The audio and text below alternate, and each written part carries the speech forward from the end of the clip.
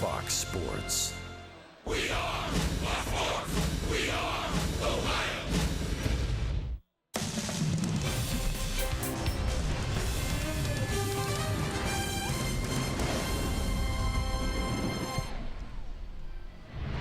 Francisco Lindor has scored 82 runs on the season. He's got his eyes set on Earl Averill's franchise record of 140 scored back in 1931. Tonight, all eyes in the baseball world will be on Cleveland, Ohio, as the Indians welcome in the New York Yankees in a rematch of last year's divisional series right here at Progressive Field. Hi again, everyone. Matt Underwood alongside Rick Manning. It's a great matchup in terms of the teams, Indians, Yankees, but an even better matchup on the pitching mound where Corey Kluber and Luis Severino square off. These two guys, since the start of last year, have combined for 58 wins and 761 strikeouts. I'll tell you what, you're going to get the best matchup on game one of this four-game series. It'll be Corey Kluber at home. He's second in the league in wins with 12, 249 earned run average, which is 6. But he loves to pitch in his home ballpark. He's 2-0 last year against the New York Yankees, 5-1 in his career. But he's going to be matched up against Luis Severino, who this guy, a three-pitch pitcher. He's free and easy. He can get that ball up to 98 to 100 miles an hour, a great slider, a changeup. He leads all of baseball with 14 wins, a 2.12 ERA. These guys do not give up many hits, so you're going to, I figure it's going to be a really low-scored ball game. And when you look at 3 earned runs or less the last 2 years, you're looking at the faces of Cy Youngs, guys that are having a good opportunity to win it, and you're looking at them again this year. And think about this, adding to the matchup, you've got 2 of the most prolific home run hitting teams in the American League. Guys all across the board that can take you deep against 2 of the best pitchers. Should be a lot of fun here tonight. We'll be back with the first pitch. Alan Jensen have the showstopper, and we'll check in with Andre Knott, who caught up with Corey Kluber straight ahead. Cleveland Indians baseball is brought to you by Who But WB Mason, the official office supplier of the Cleveland Indians. And by Cleveland Clinic Express Care online. Tap the app for 24/7 virtual visits.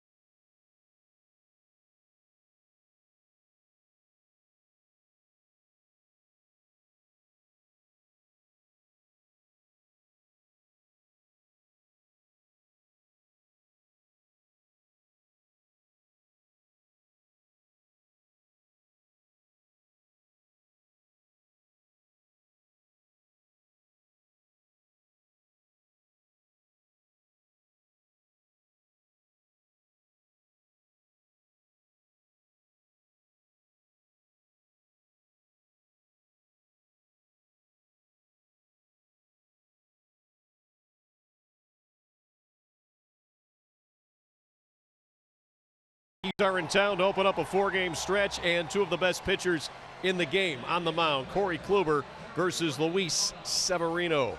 Welcome back to our broadcast and to center field along with Jensen Lewis. I'm Al Pulowski. It's time for our showstopper tonight, and for that we head over to the National League and a pretty impressive young hitter. His name is Ozzie Albies, and he has 52 extra base hits already this year. And it leads the National League, Al. He also leads the NL in runs, doubles, and he's tied with teammate Markakis in that category. How about being a Curacao native, fellow former Atlanta Brave Andrew Jones also had 20 homers before the All-Star break, and I'll tell you what, Albies has been an offensive juggernaut atop that Braves lineup. Big reason why the Atlanta Braves are currently tied for first place in the National League East. And you wonder, with Albies and Freddie Freeman and those guys, a well-represented cast for Atlanta going to the Midsummer Classic. Atlanta right in the thick of things in that NL East race. Well, the Indians have two switch hitters that are also above 50 extra base hits before the All-Star break here, and Jose Ramirez and Francisco Lindor. And Matt Underwood and Rick Manning have the call on tonight's game. And guys, when you say Ramirez and Lindor, I think I'll take those two teammates over any other two in baseball. Hard to argue the way those two have swung the bat and played defensively, and the thing they do that a lot of other teammates can't do, run, speed. They provide you the true 5 tools that baseball scouts and executives drool over. But what we want to talk about right now is the key to tonight's game, and that is pitching. And for more on Corey Kluber, we go downstairs to Andre Knott, who is standing by with our Hear Right sounds of the game. Well, this is a pitching matchup that everybody wants to see, to say the least. And when you think about these two pitchers, you just think about what they can do and the Cy Youngs that they've had. After the offensive explosion that the Indians had last night, the question for Corey Kluber was, after a tough homestand, how much importance does he put into this game? Just experience doing it, you know. I think you kind of learn to take it a day at a time, a game at a time. You know, like you said, it hasn't gone smoothly, you know, this homestand thus far. But I think, you know, I guess to me, it's the game at a time. It's a cliche for a reason, you know. I think that's, to me, that's the way that works best. Is, you know, you go out and you try to win that day's game, whether the last game, the last 2 games, last 5 games were good or bad. You know, I think that you focus on that day's game, and if you're able to do that over the course of the season, hopefully, you know, it pays off. This Yankees lineup, so much was talked about in the offseason when they picked up Stanton. What did you see from that lineup? And I know for you, you have to pitch to the game plan against all of their hitters. We talk about Stanton and Judge, but they have a lot of guys that can hurt you from 1 to 9. Right? Yeah, I mean, from 1 to 9, it's a good lineup. Obviously, the middle lineup gets a lot of attention because of all the home runs they hit, and rightfully so. But I think that you know, 1 through 9, it's a good lineup, and there's not really any chance to let your guard down. You know, I think any one of their hitters can do damage and can hurt you as soon as you do. Yeah, you go out there, you make your pitches, you do what you have to do to try and get outs, and I don't see Corey changing his philosophy here in this ballpark. He pitches very well, and he will be the Northern Ohio Honda starting pitcher. Corey Kluber looking for win number 13. You know, he's second in the league in wins. It's a great matchup they have today, so I want to see who blinks first. Kluber, you know, last year beat the Yankees. He was 2-0 in 2 starts. In his career, in 7 starts, he's 5-1. So no reason he can't go out there, make his pitches, and let his offense try and get on the board first. And hopefully they can do that early. We will see. Let's take a look at the starting lineup for Aaron Boone's New York Yankees. Brett Gardner in the leadoff spot, followed by Aaron Judge. Didi Gregorius will bat third. Giancarlo Stanton hitting the cleanup. Aaron Hicks, switch hitting center fielder, bats 5th. Then it's Greg Bird, followed by Miguel Andujar, Austin Romine the catcher, and Neil Walker at second base, bats 9th. Indians defense brought to you by Dodge. Looks like this. It'll be Brantley in left field. Allen is in center. Naquin over in right. On the infield, Ramirez at third. Lindor is at short. Kipnis at second. Alonso at first. And Gomes doing the catching. The umpires tonight, Chris Siegel will call the balls and strikes. Gabe Morales is at first. Ed Hickox at second base. And the crew chief, Jerry Meals, at home plate will call the balls and strikes.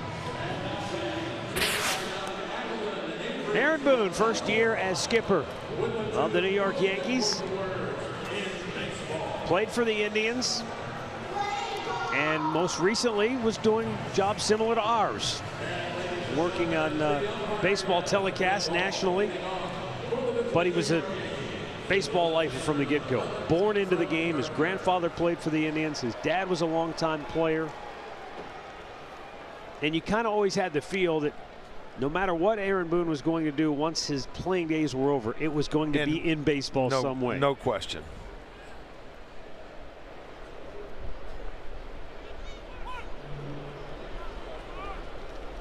Corey Kluber's first pitch splits the silence here at Progressive Field. It's a first pitch strike.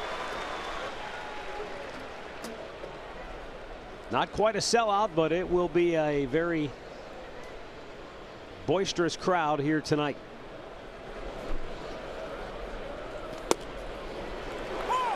And Kluber gets ahead of Gardner 0-2. The next three games, Friday, Saturday, Sunday, all very near sellout capacity crowds.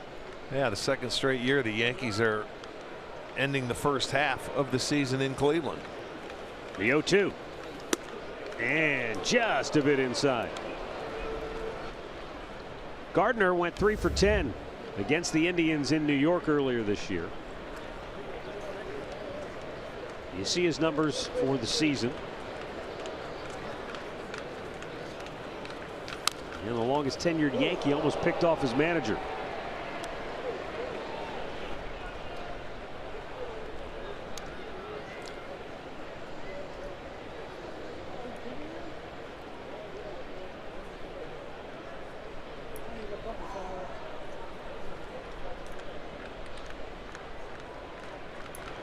Kluber the wide on the 1-2. Couldn't tempt him, and it evens the count. Yeah, this is the guy that he takes a lot of pitches. He makes a pitcher work. He is a tough out. Brett Gardner, you got to try and keep him off base for the big boys coming up behind him. Swung out and missed. He struck him out. 1 down. 124 strikeouts for Kluber on the year. Take a look at this on our Nissan pitch tracker. It's a fastball away. He tried to just foul it off. You know that it was too close to take, and he was just trying to slap that ball down the third baseline foul to stay alive, but he missed it. So strikeout number 1 for Corey. Aaron Judge,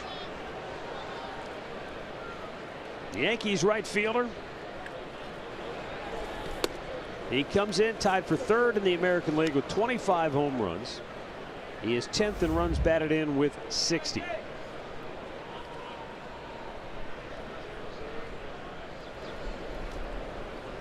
The 1-0. And a sky-high pop to right field. Charging in is Naquin. He is there, and there is out number 2.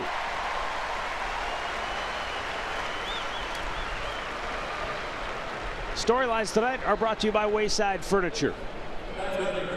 In a game where you've got 2 of the game's best pitchers, execution offensively has to be almost flawless. And defensively, you better be on top of your game. You don't want to give the other team the one advantage it may take to win a game like this. Didi Gregorius. He played the role of a villain last year in the decisive game of the American League Division Series with 2 home runs.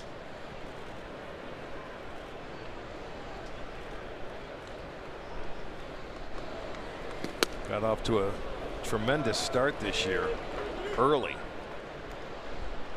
Look at March and April, 10 homers, 30 RBIs in basically that first month, and was hitting .327, so his average has gone down 100 points since.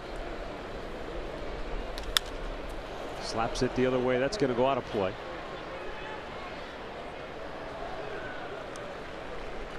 The Indians were able to nullify Gregorius in New York. He went 0 for 8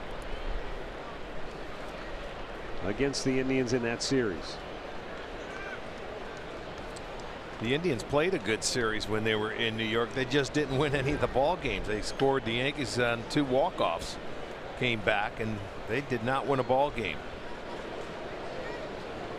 And the 2-1 pitch, and that's popped out of play.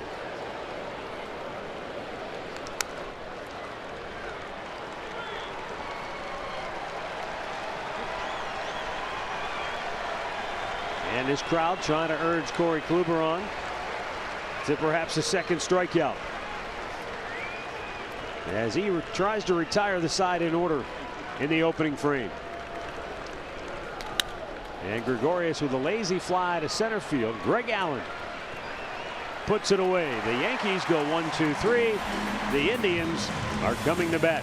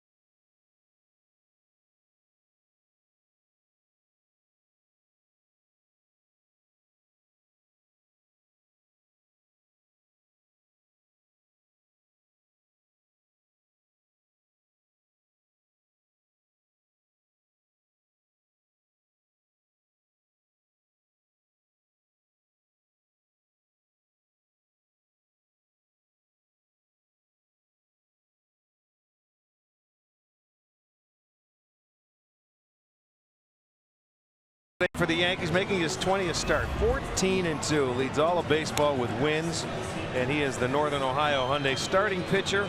6-2 on the road this year with a 2.65 ERA, a power arm, good fastball, good slider, and a very good changeup to go with it. Terry Francona's starting lineup brought to you by Progressive Insurance. Francisco Lindor will lead it off. Then it's Michael Brantley. Jose Ramirez hitting third. Then it's Edwin Encarnacion, Yonder Alonso, and Jason Kipnis. Tyler Naquin, Yan Gomes, and Greg Allen will bat ninth. That gives the Indians 7 left-handed bats against the right-hander Severino. Lindor get after the first pitch and fought it right off of his foot. Yeah, he's just getting loose. A 96-mile-an-hour fastball, and this is a guy, Matt, it's free and easy. Watch this. This is not how you want to start the game. Just on the top of the foot. But it is free and easy, and he can get it up there, even at triple digits a couple of times throughout the course of the game.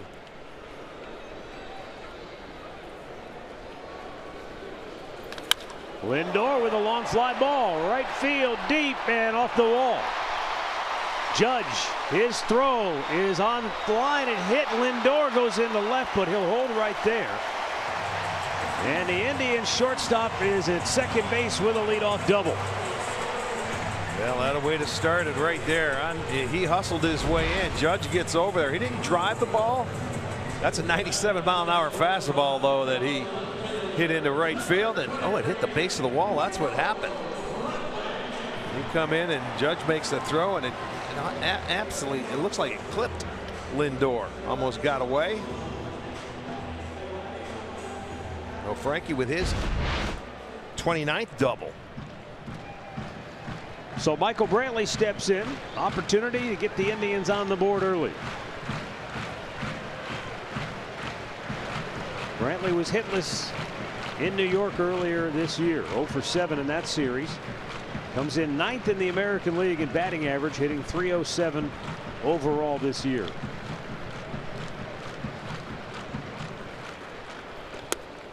And this is when you have to take advantage or execute offensively when you can against a good pitcher. You get a big leadoff double, you got to get him over, get him in, or at least try to get that lead early.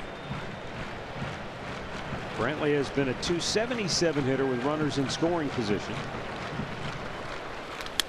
He pulls the ball on the right side. This will get Lindor to third. Nice play by Neil Walker to erase Brantley. 1 down. Great clip of the game from last night. Jose. What a night. He had 2 home runs, 5 runs batted in. The American League All-Star third baseman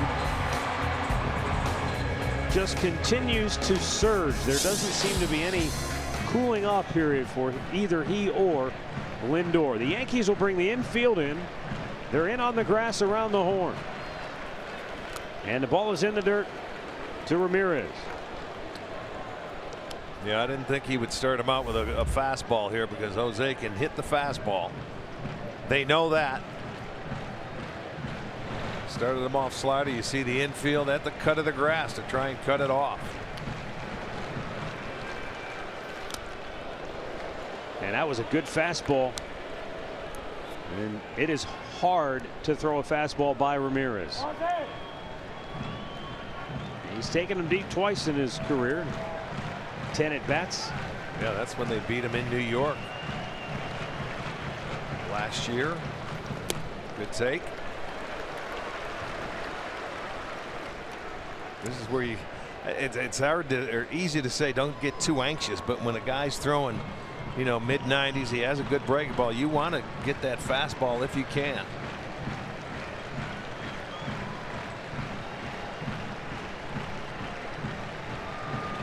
Outfield straight up and deep, infield in.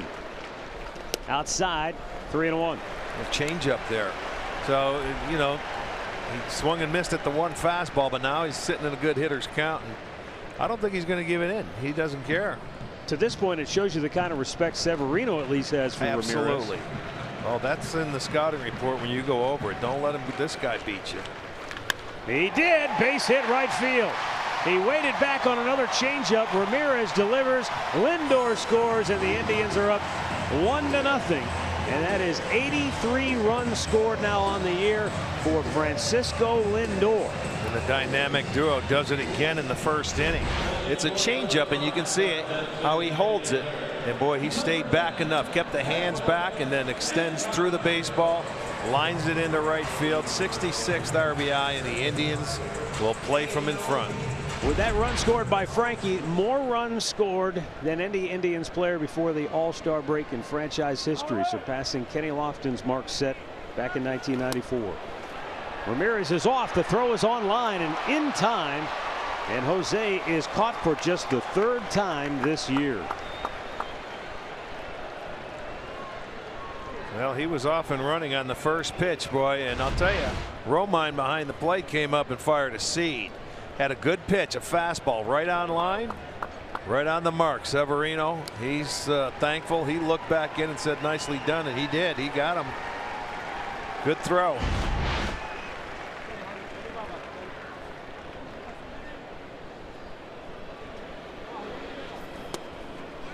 Edwin looks at a 97-mile-an-hour fastball for a strike. Encarnacion just 8 for his last 47.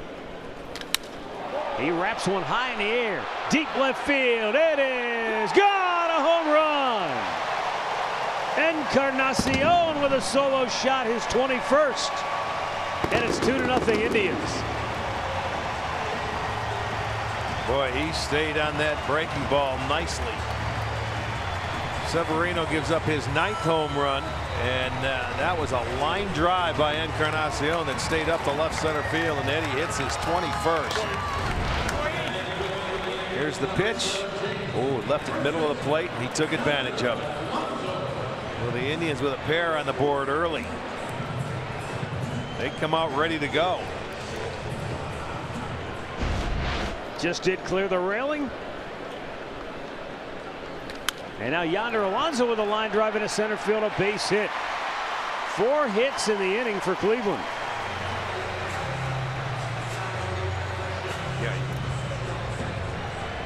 Let's check the Yankees defense for you now behind Severino tonight. In the outfield will be Gardner in left, Hicks is in center, Judge over in right. On the infield, Andujar is at third, Gregorius at short, Walker is at second, Bird at first, and Romine doing the catching. Now, this is not an easy thing to do when you get 4 hits in the first inning off him. He's only given up coming into this game 88 hits in his 123 in the 3rd innings. Well, think about this. The Yankees are the team everybody talks about where the home run is concerned, and with good reason. They are on pace to shatter the all-time major league record for home runs in a single season. But the Indians, they're on pace to hit 226 home runs this year, which would be a new franchise record for Cleveland. Jason Kipnis takes a called strike. And you think about some of the good home run hitting teams we've seen in the Progressive Field era. Absolutely. That's impressive. Yes, it is.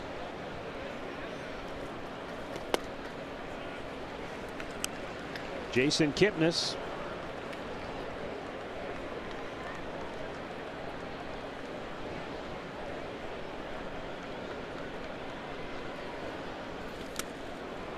Coming off a game in which he went 2 for 3, 2-run homer, 2 runs scored, 2 walks, and he told Andre after the game, I can't even get on the board.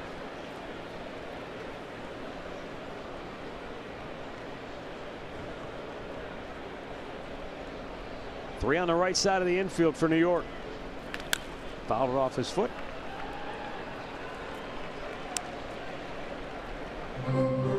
Kipnis also has an interesting streak intact right now. He has reached base safely in 25 straight games here at home.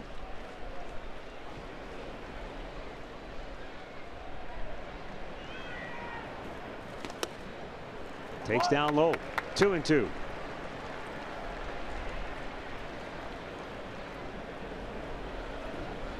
Not an easy guy to get to early, but the Indians are the best in the American League at scoring early. 71 first inning runs now for the Indians. Only the Rockies have scored more first inning runs in all of baseball. And the 22 home runs hit by the Indians in the first inning are the most in the American League. And again, it's only the Rockies have more in all of baseball. Kipnis with another foul back. He's staying alive. And this is what Tito told me before the game. He said, look, Severino's the kind of pitcher, you know he's going to be on. He's going to be tough. He said, we have to make him work hard for everything he gets tonight. Well, right now I'm seeing a lot of off-speed pitches and breaking balls, and they're fouling some pitches off. Normally he's 50% fastballs. Kipnis with a fly ball to left. This should get him out of the inning. Gardner makes the catch. But the Indians come out swinging tonight. Lindor sets the tone with a double. Ramirez drives him home. Edwin adds a long ball. It's 2-0 Cleveland.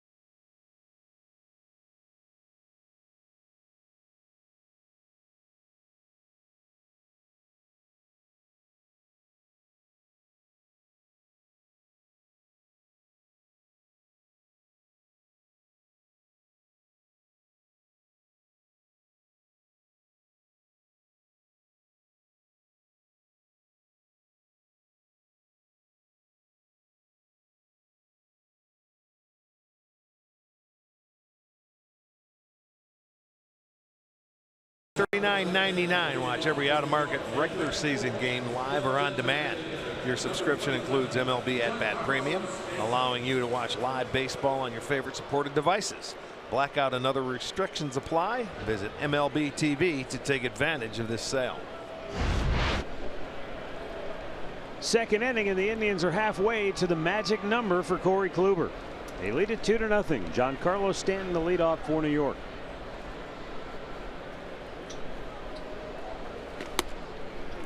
And Corey with a first pitch strike.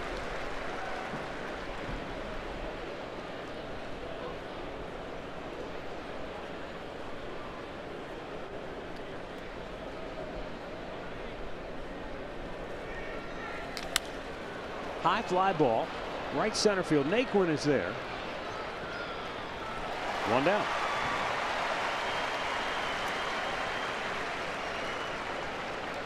Sometimes, as the old saying goes, it's not how you pitch, but when you pitch. And as good as Corey Kluber is, he also gets a lot of run support. Well, all those pitchers on there are very good pitchers. I mean, in their own right, but you can see it helps, you know, and it changes every year. Sometimes a few years back they couldn't get Corey any runs. This year they're doing a heck of a job getting him some support. There's Aaron Hicks. Switch hitter, flares one to center, and Greg Allen corrals it 2 down. Love the 1 out, 1 pitch outs.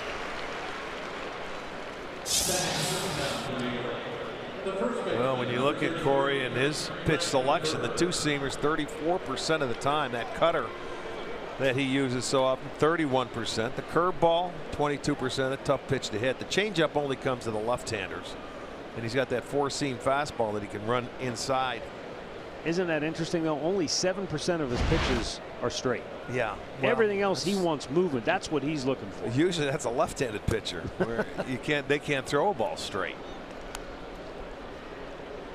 That two-seamer, though, against left-handers for him is devastating when he can start it off the plate and run it back over the inside. And he has had good movement early with his two-seamer.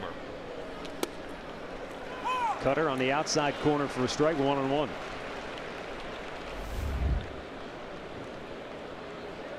Greg Bird in his career 5 for 31 against Indians pitching. This is where you want, you know, against this Yankee lineup, they're a team that can foul pitches off and make you work and work that pitch count up. That's why you want a couple innings throughout the course of this game if you can get a 9-pitch inning or a 10-pitch inning. And even a good hitting team like the Yankees, they recognize that when I go up against a Corey Kluber, the best pitch I may see is early in the at bat, so he may still get some easy outs because they want to be aggressive against him. If he's making the if he's commanding his pitches. Just missed off the plate, a teaser.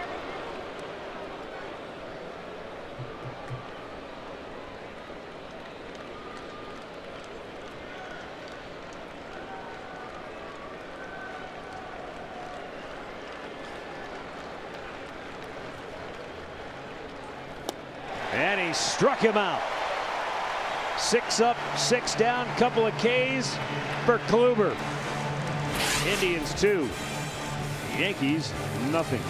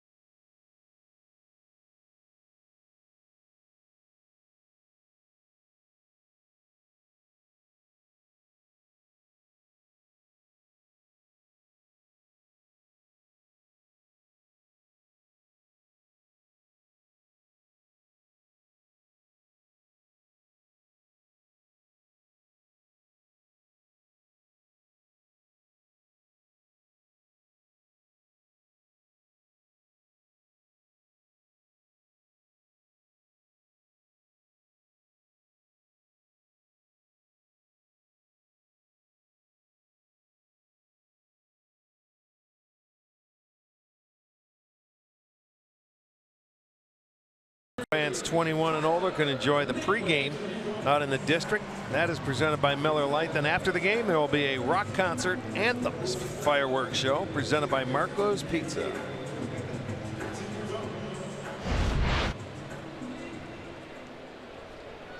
Tyler Naquin will lead off the home half of the second for the Indians, and he hits a ground ball to short.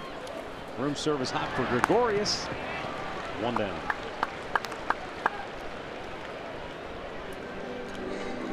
Take a look at our lows. Whole team together.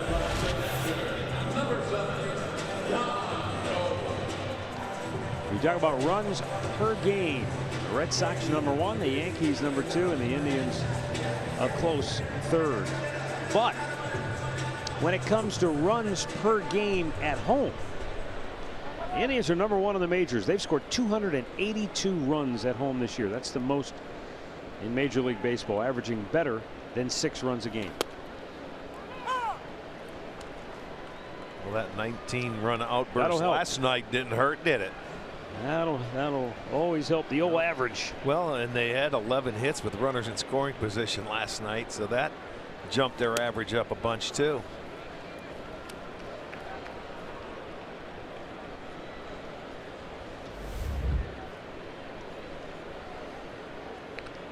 Severino, the Yankees, they have won 17 of his first 19 starts, which is pretty incredible.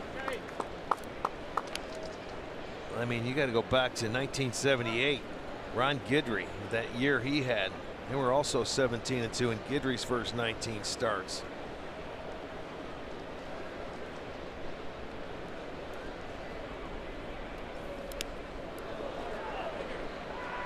You know, Arch, you talked about the 19 runs they scored last night. It helps the average. But consider this. In their last 10 home games, they've scored 10 runs or more 5 times. Yeah, it gets scored. So, I said to you last night, they're a Netflix offense. They love to binge.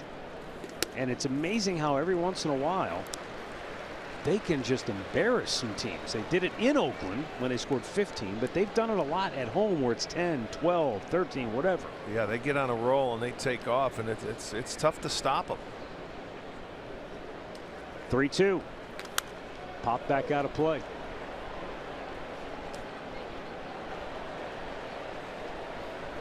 Gomes since June the 1st overall has hit 278.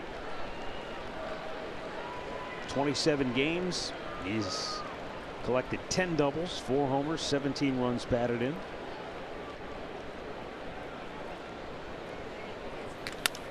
And there's another base hit right back up the middle. What his resurgence has done for the offense, Rick, is it's given them a little punch at the bottom part of that lineup, or at least a guy that's getting on base, creating opportunities. Yeah, he's been a tough out.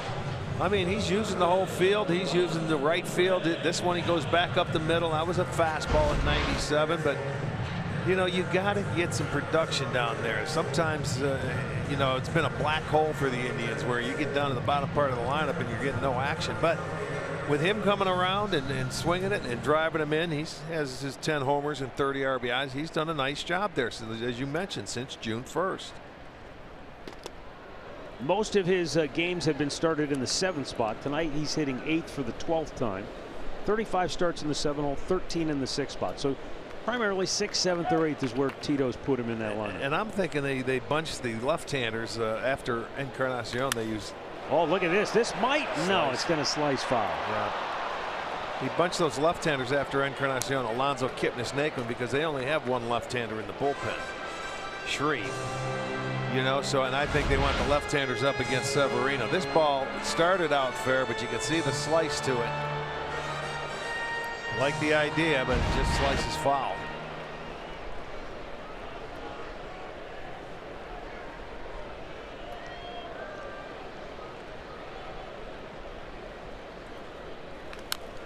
Another beautiful night here at Progressive Field. 77 degrees at game time. There's a slight breeze blowing in from right center field. I don't know how much that'll affect the flight of the ball tonight. We'll wait and see.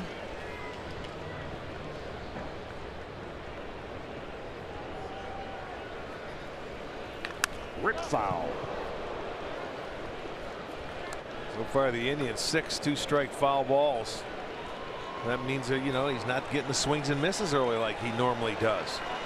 So they're making him work hard.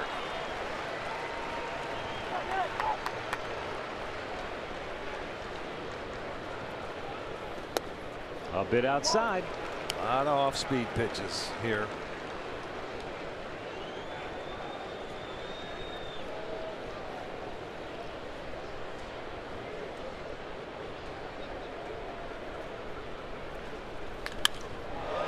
Got in on him, so it's not going to carry. And Judge will make the catch. 2 down.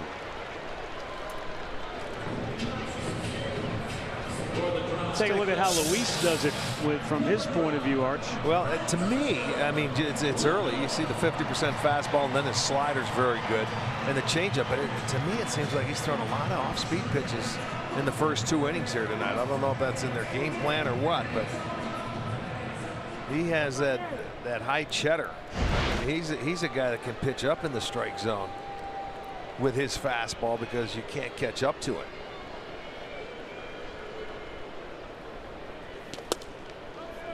Pitch is outside. 96 to Lindor. He turned that pitch around his first time up and drilled it off the wall in right field for a leadoff double.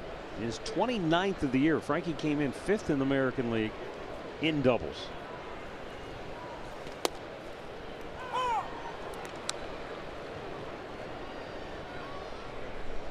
Interesting that the Yankees employ a shift here for Lindor.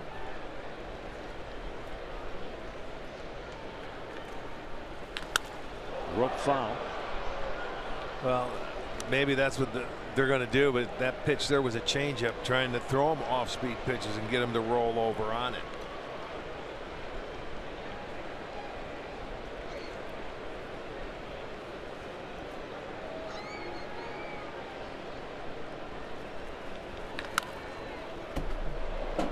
Sent that one through the Yankees dugout. Had him dodging.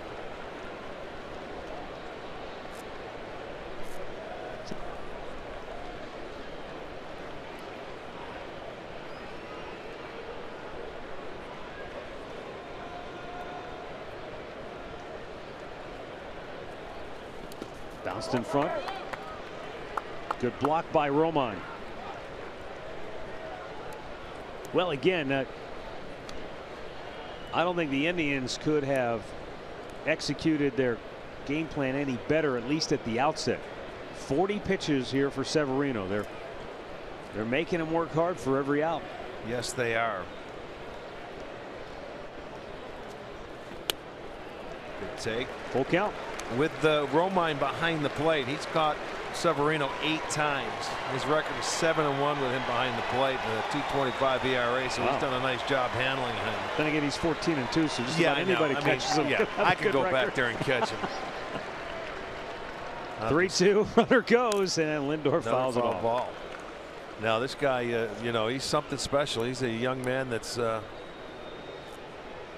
has 143 strikeouts. He needs 5 more to get to 500 in his career. And he's still a young man. It'll be before he's 25. Another foul ball by Lindor. I'll tell you, they really are doing a nice job up there tonight.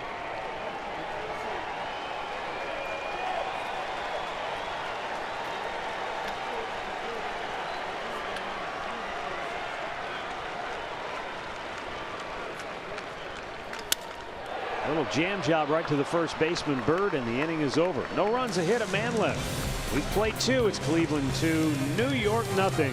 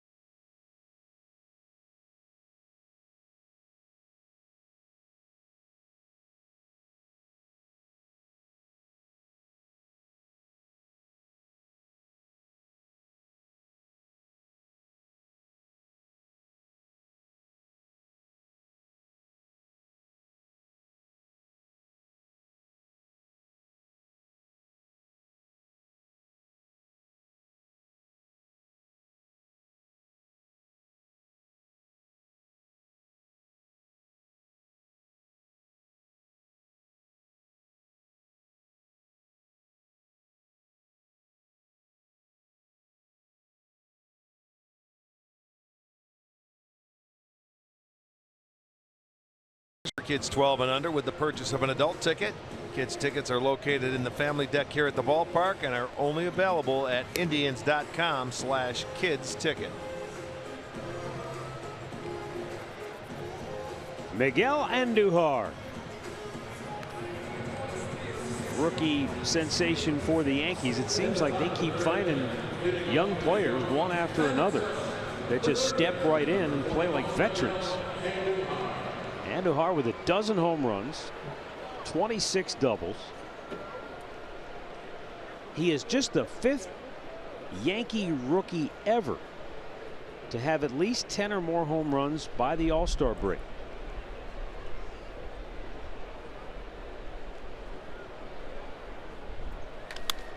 Swings and sends a long drive to deep left. Back is Brantley at the wall. It's high off the wall.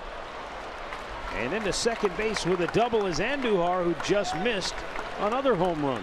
Yeah, he had a nice series when we were in New York, but I'll tell you what, he has surprising power and he gets after it. They want it away. This thing leaks inside, and he turned on it and just missed hitting it out of here. Goes off the wall. It'll be a double for Andujar, his 27th. So the Yankees now get their leadoff man aboard. First hit of the night for them. Austin Romine. And Gomes with a good stop in the dirt.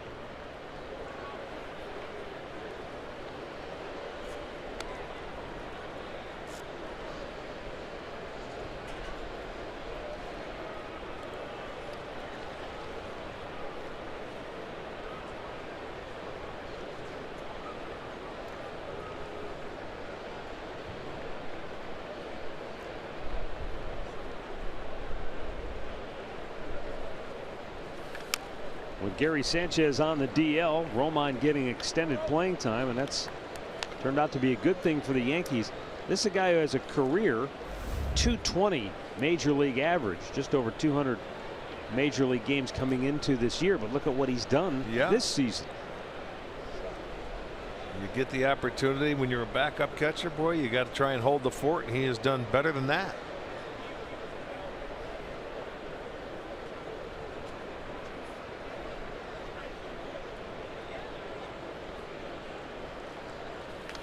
And a foul back out of play.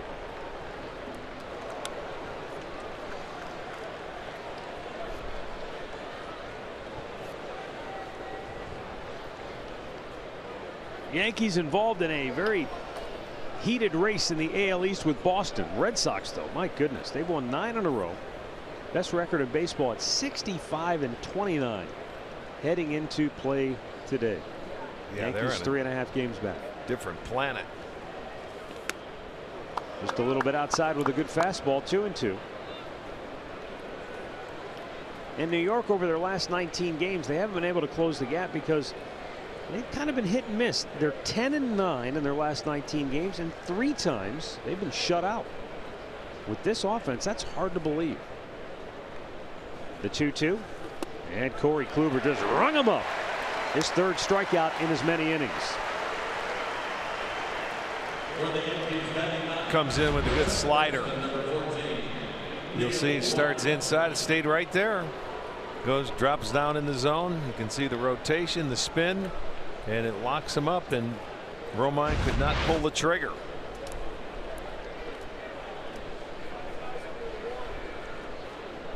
Now to the number 9 hitter, Neil Walker. He went 3 for 8 against the Indians in the series in New York.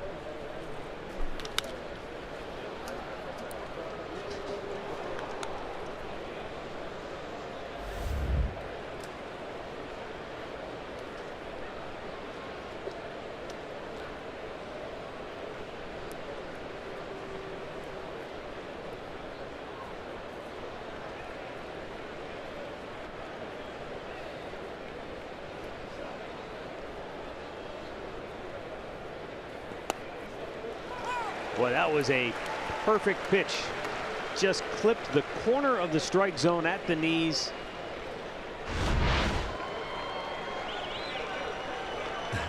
right there, and it's like throwing a little dart to the outside corner.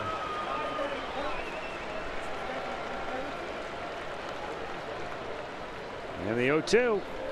He got a piece and sent it right back.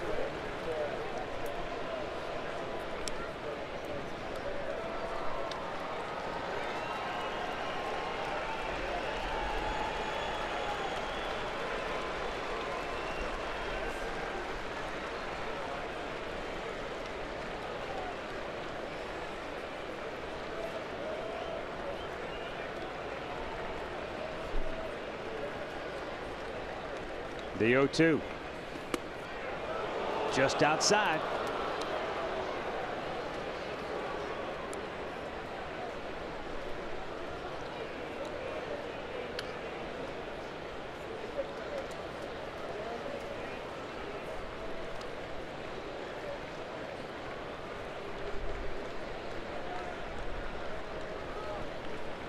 Swung out and missed. Corey Kluber with another strikeout. Give him 4 on the night.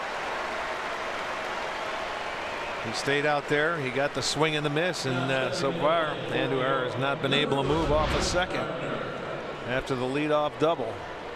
Right on the outside edge again, the swing and the miss. So back-to-back strikeouts, 4 punch-outs the first time through the lineup. 1 for 9 for the Yankees. Top of the order, Brett Gardner struck out swinging his first time up.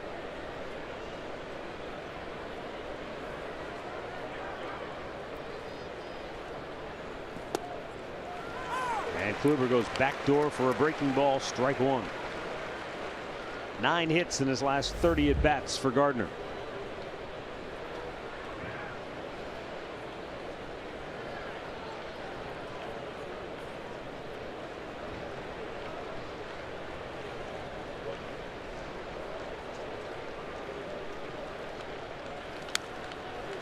Sends another one back to the screen. 0-2. Yankees haven't been able to follow off many Kluber offerings here in the early going. That's a good thing. That's when you know he's hitting his spots and he has good movement on it. Walker fouled one off. Now Gardner fouls one off, but the end result for Walker was a strikeout swinging. What is the fate of Brett Gardner here in the 3rd? Oh, man. Fastball just tickled the top of the strike zone, but a bit too high. This is that comebacker. They wanted it in just a little bit upstairs.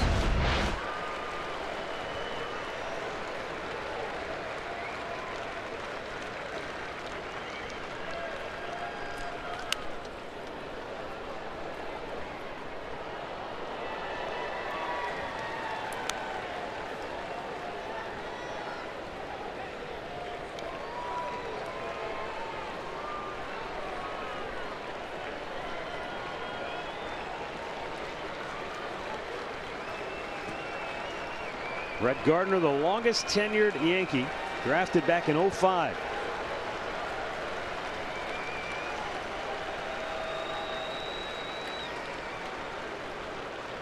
And the 1-2 from Kluber. Fastball off the plate. Tried to get him to chase, wouldn't do it.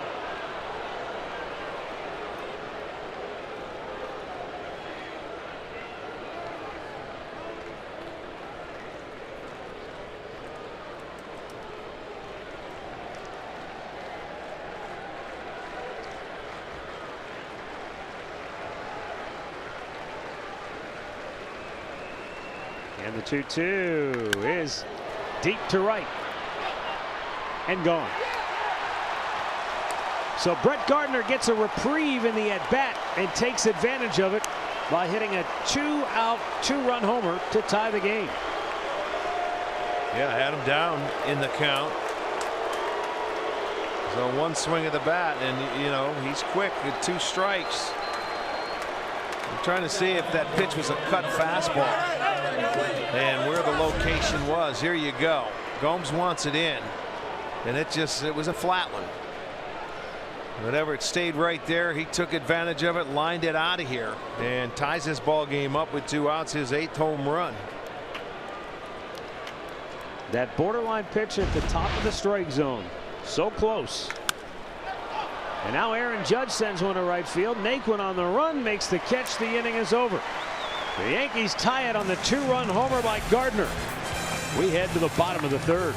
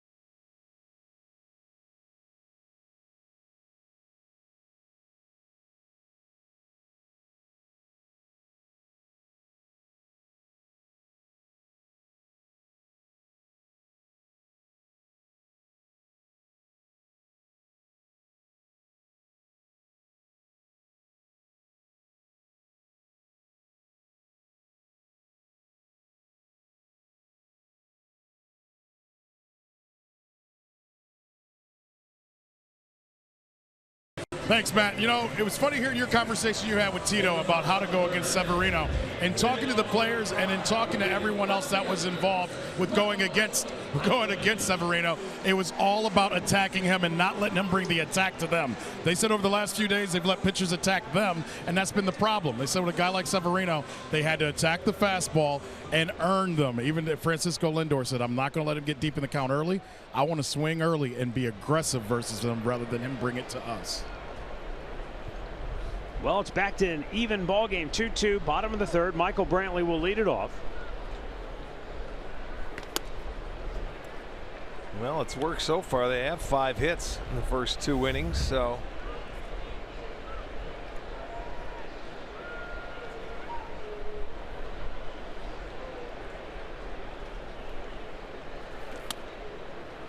And not surprising, both teams have homered because the Yankees are the #1 team with 155 home runs now. Indians with 128.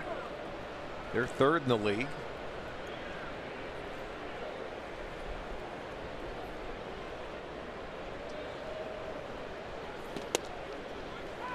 And a low fastball in there for a strike, 2-1.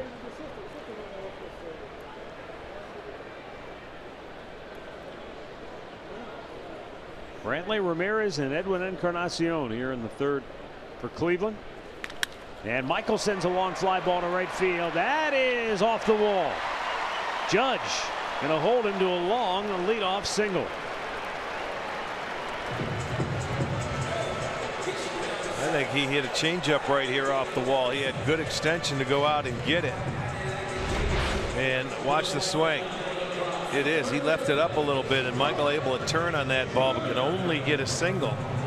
As Judge played it well off the wall, got to it quickly, and Michael was thinking to, but then decides to hold up as the throw comes in. So the leadoff single here in the third. Mickey Brantley likes what he sees from Michael here in the third. Let's see if Jose Ramirez can follow suit. He sends one to right. Judge on the run makes the catch, and Brantley has to scamper back. 1 away.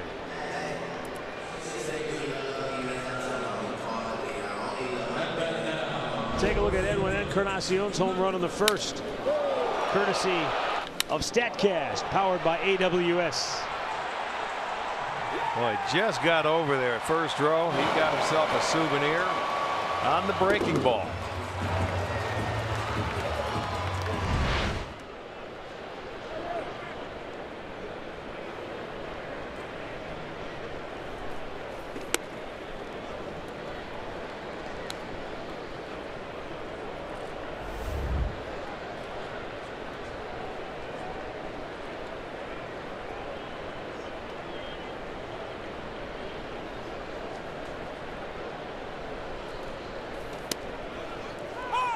Man, low fastball outside corner for a strike.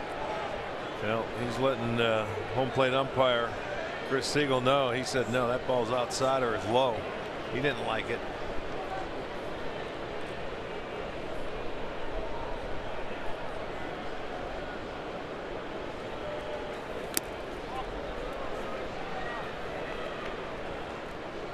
Two balls and a strike.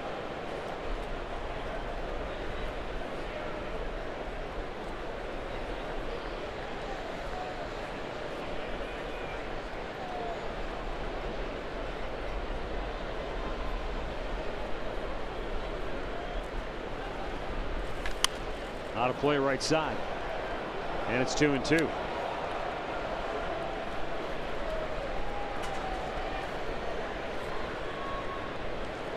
Edwin second on the team now and runs batted in with 63. Jose Ramirez leads the club with 66.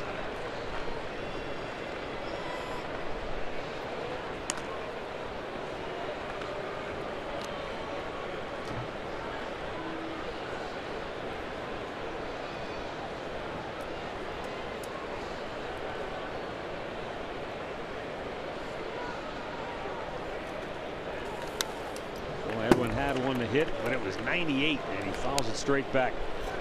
Send out some birthday wishes today. Neil McElhaney of Akron is turning 76 today. Happy birthday to you. And also lifelong Indians fan Jerry Pohl from Dayton celebrating his birthday today. Happy birthday. Also lifelong Indians fan Olivia Catherine Renner celebrating her first birthday in Lyndhurst, Ohio. Runner goes, pitches low and away. The throw down nowhere near in time.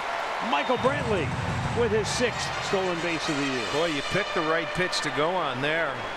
On the breaking ball, it was down, so I don't know if they picked anything up, but Brantley got a good jump. By the time Romine could get the ball down there, it's too late. That's the key, man. If you can pick that breaking ball, and he's been throwing a lot of them.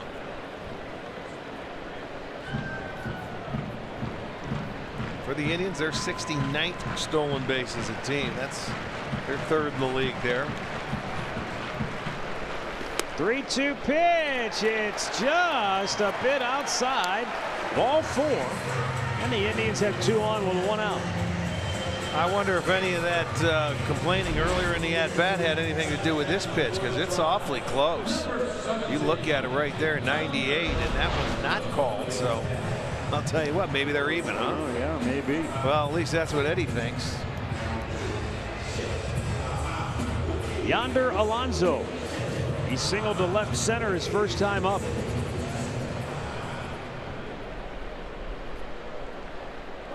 Batting well over 300 here in the month of July.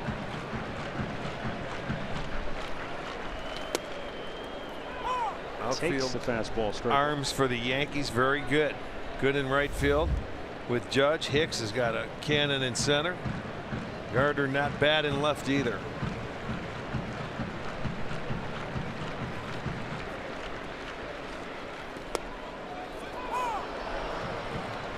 Wow.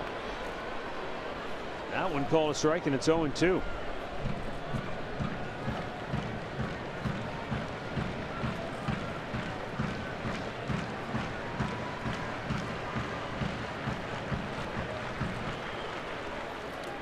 Bounced one in there.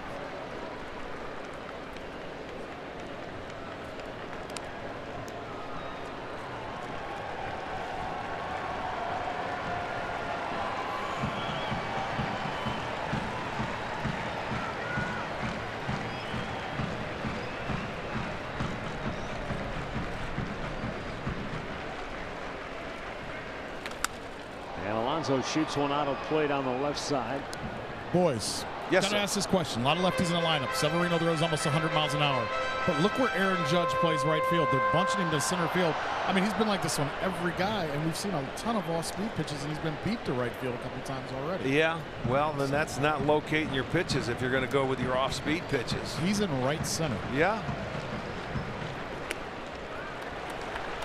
The Indians already 8 hitters now that have seen 5 or more pitches.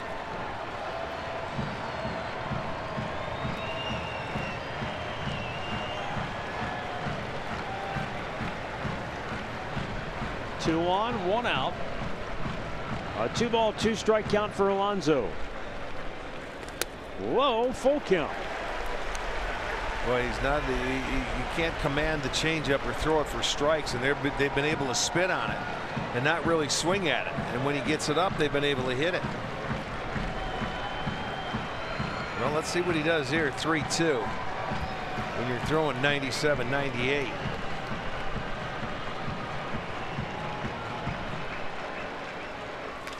Line drive, base hit, left field. Brantley coming around third to wave him home. Gardner's throw is cut off, and Edwin is a dead duck. So Encarnacion runs into the second out of the inning, but the Indians do take a 3-2 lead. Nowhere to go in that situation, man. Stay in scoring position. Great job of hitting there by Alonso, who got on top of a high fastball and drives it to left field. Now, Brantley was going to score easily. That throw was not going to do anything to him. It's an easy play for Andujar at third. He can see the runner right in front of him. They can cut it and throw. And it's an easy read for Edwin. You can see that throw's not going to be over the cutoff. No, it's not going to be over. The throw is down. You don't want to make mistakes on the bases when you're in scoring position, and they make one right there. Although they come back and they take the lead 3-2. 2 down for Jason Kipnis. And he fouls the first pitch out of play. 98-mile-an-hour fastball. Jason flied to left in the first.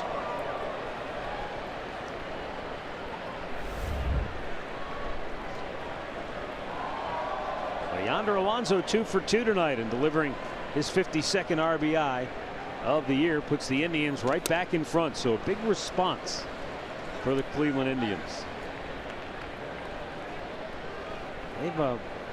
They've amassed 7 hits now already in the game. The game plan is fine. They're doing a great job off Severino.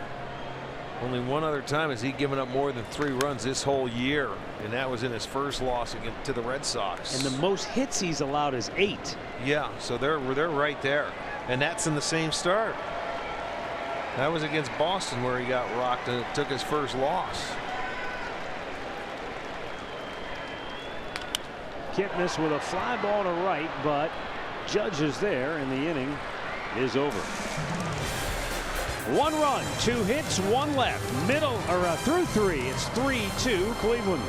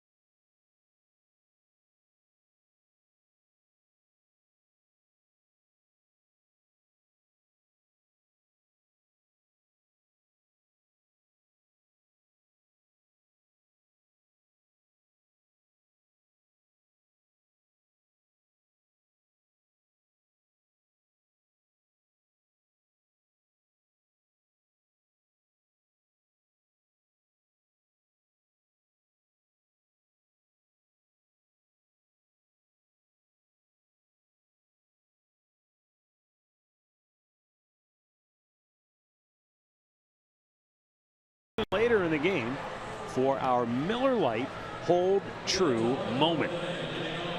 77 degrees here at Progressive Field, and it is just perfect.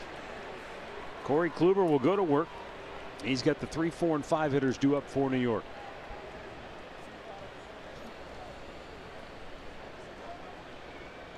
Not many empty seats tonight. There are a few, No. but not many. You're right. Should be a great weekend of baseball here. Didi Gregorius to lead off for New York.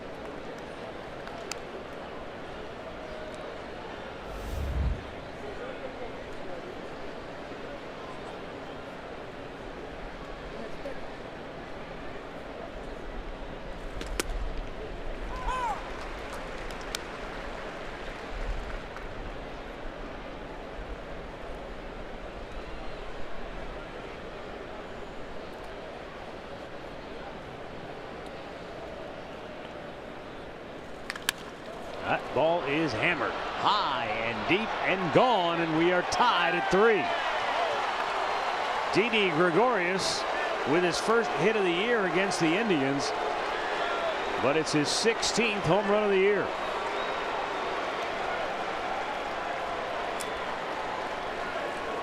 Boy, and just one hitter, they come right back and answer that Indians run, make it a 3-3 game. He gets down and finds the nitro zone there. Looked like a little cutter down and in, and he launched it out into the bullpen. That's Corey's 19th home run allowed. Now Giancarlo Stanton. He flied to right his first time up.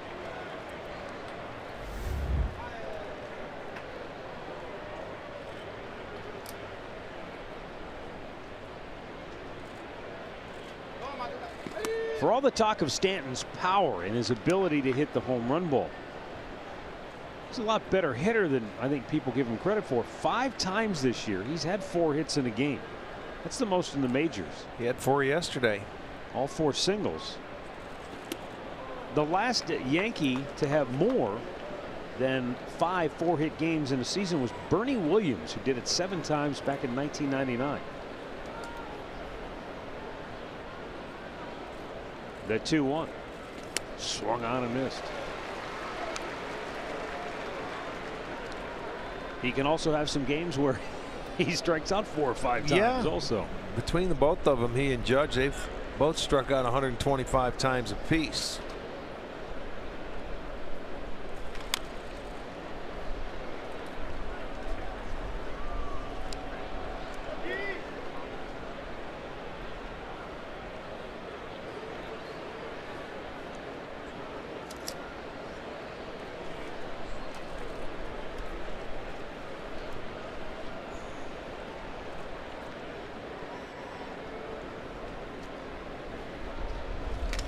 Broken bat, but it's right back up the middle.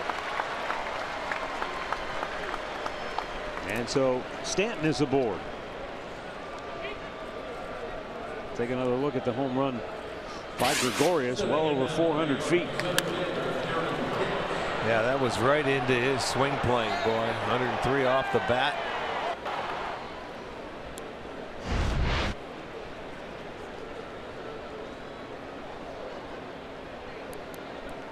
Gregorius, originally a Cincinnati Red.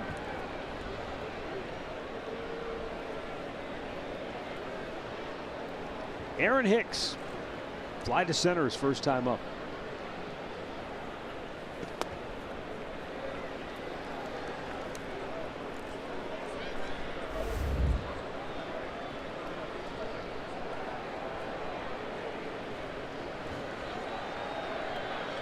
Hicks, a guy that he's the switch hitter.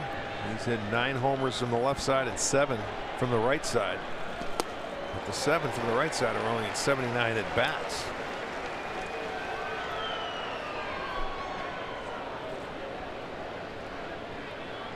And of the 4 Yankee hits tonight, 3 of them extra base hits. The 2 home runs, a double, and then that Stanton single right there, his last at bat.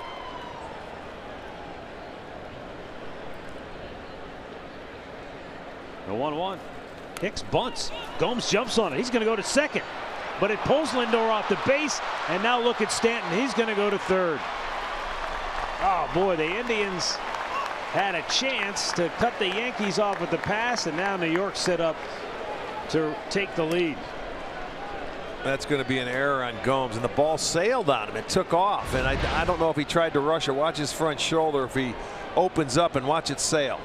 Lindor's trying to act like a first baseman. It's just a bad throw. And even if he catches that ball, he would have been off the bag. So it gets into center field, and it deadens it enough off the end of the glove of Lindor that allows Stanton to go to third. So an error there, that hurts. And now Greg Bird with first and third, nobody out.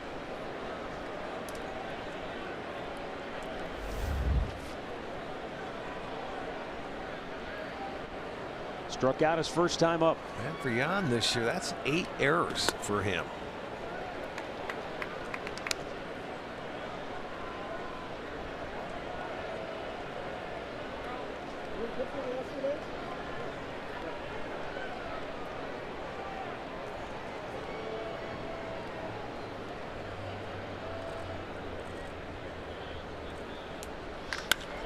That ball's whacked deep right center field and off the top of the wall.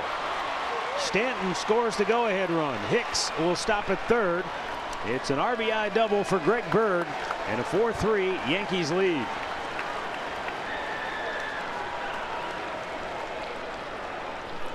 Boy, this is another cutter from Corey Kluber, and out over the plate, and Bird just laced it. This ball almost got out of here. This was a line drive. Hit off the top of the wall. By the time Naquin can get it back in, they were able to. They had to hold up Hicks.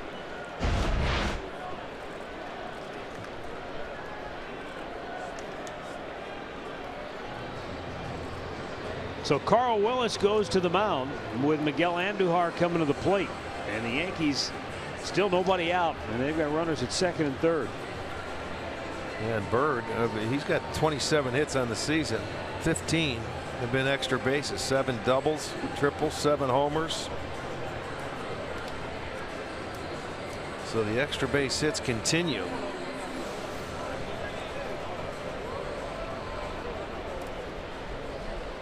Well, now Miguel Andujar, who hit one off the top of the wall and left for a double his first time up.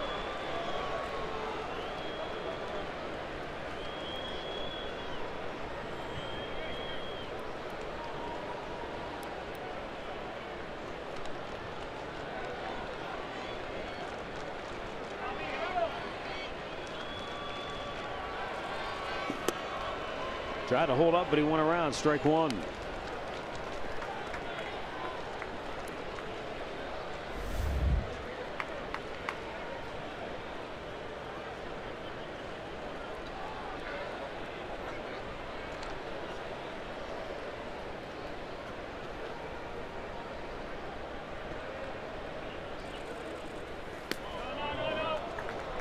Tyler Olson already up in the Cleveland Indians bullpen.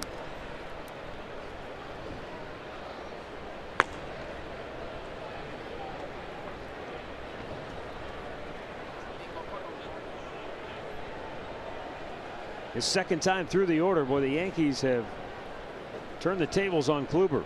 The 1-1 with the infield in, pitches up high. First time through the order, they were 1 for 9. Second time through the order, this is the 7th batter. Kluber has only retired 1, although he should have had a second out. But the error by Yan Gomes denied that in this inning. And there's a ball in the dirt stopped by Yan. And now it's 3-1.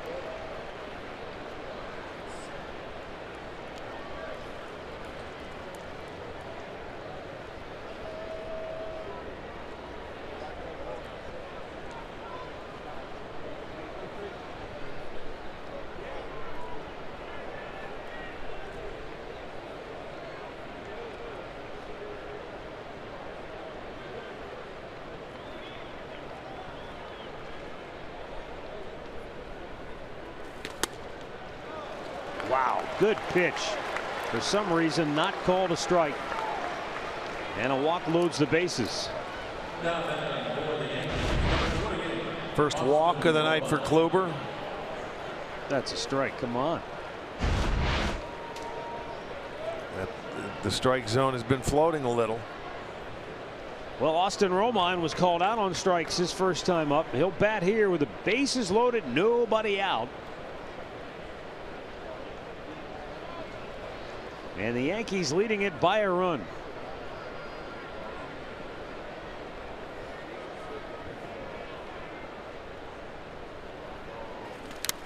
And a foul back.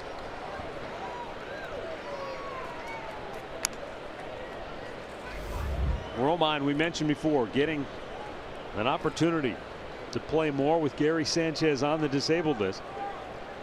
He's made the most of it. He's hit .344 with runners in scoring position coming into tonight, though he struck out with a runner in scoring position his first time up.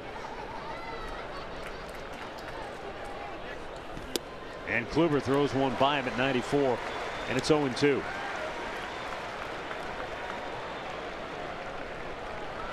Definitely could use a strikeout here, and we'll be able to go for it.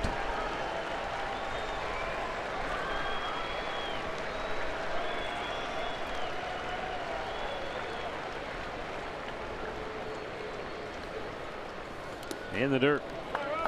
You know, so many of Corey Kluber's pitches are in that sort of 86, 85, 86 to 90 mile an hour range, whether it's the cutter, the breaking ball.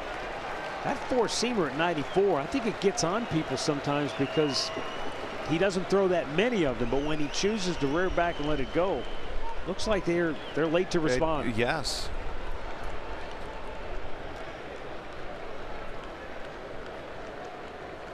The 1-2. Swung on and missed. He struck him out, and that is a big one.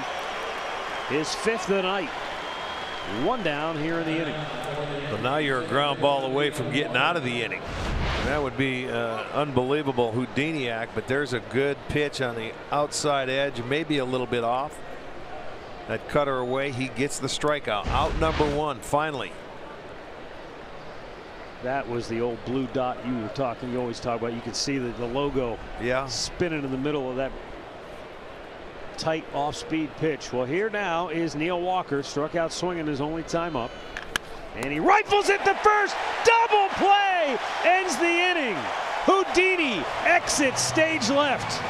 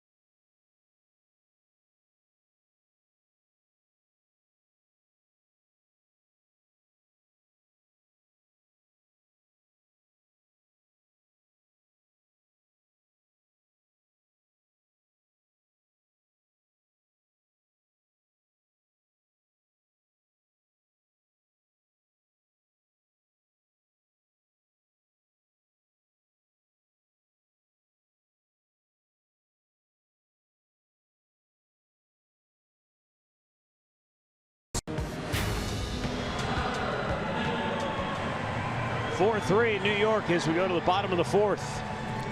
We anticipated a great pitching matchup. What we've seen early is a seesaw battle of offense. And the Indians now down a run will send the bottom third of the order to the plate against Luis Severino. They have already amassed 7 hits against Severino. That is one shy of the most he has allowed in any game this year.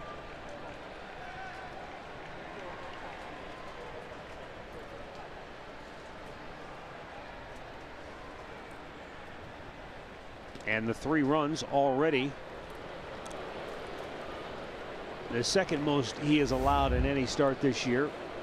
Yeah. He had 1 start, as you mentioned earlier, April 10th in Boston, where he it was 5 runs. That's been it. That was the matchup where it was Chris Sale and him. The other time he was beat was against the Mets, and they didn't score for him. He left trailing 2-0, and that was the final.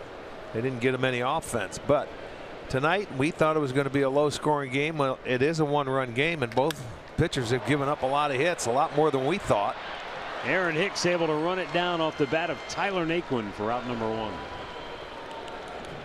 Swinging to summer tomorrow night as this series with the Yankees continues. Shane Bieber will go up against Domingo Germán. Indians Live starts our coverage at 6:30. Swinging to summer on Sports Time Ohio and Fox Sports Go, presented by Click It or Ticket.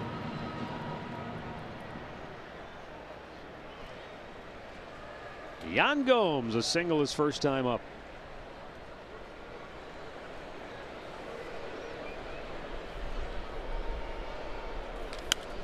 And a foul out of play.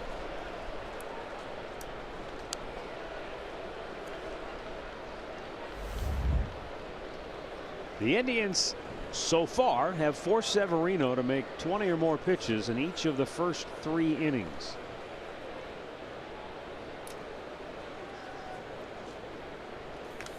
Gomes fouls one back out of play. It's 0-2.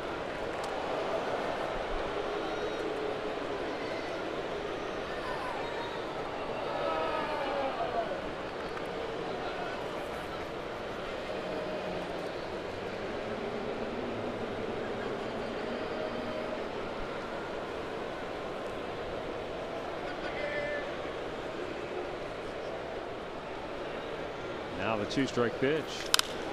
Gomes sends a fly ball center field, not deep enough. Hicks makes the catch. 2 down.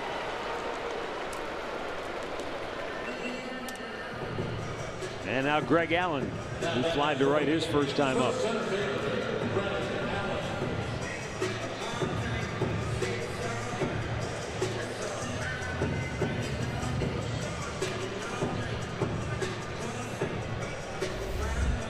Unless Greg Allen can get aboard, it's going to be a short rest for Corey Kluber in the dugout.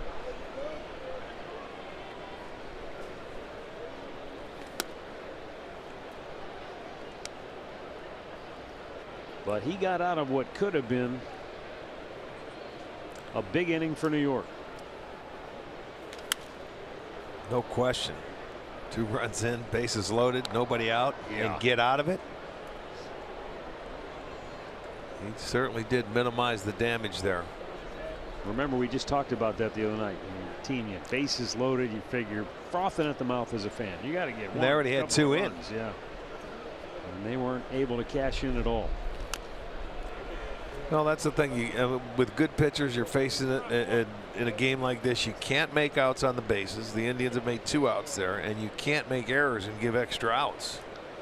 But they escaped that inning, even though there was an error made.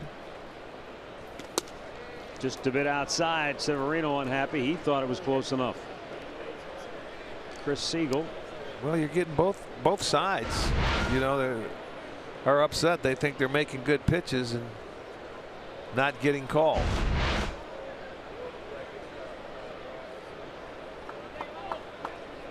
Brett Gardner took advantage of his good fortune and hit a home run. What will Greg Allen do with another opportunity here? Takes inside, full count.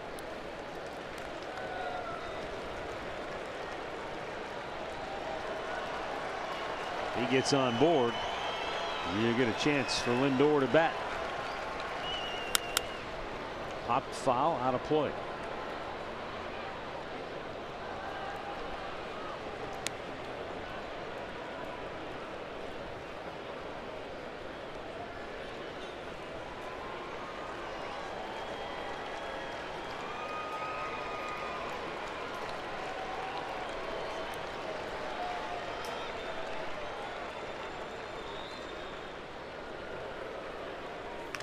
and a 3-2 pulled foul. This is the 5th time that an Indians batter has worked to count full against Severino. I'll tell you what, the Indians have done such a good job tonight. You know, going through the lineup, they're through 2 times. Severino does not have a strikeout yet. Came in with 143. That's a great point.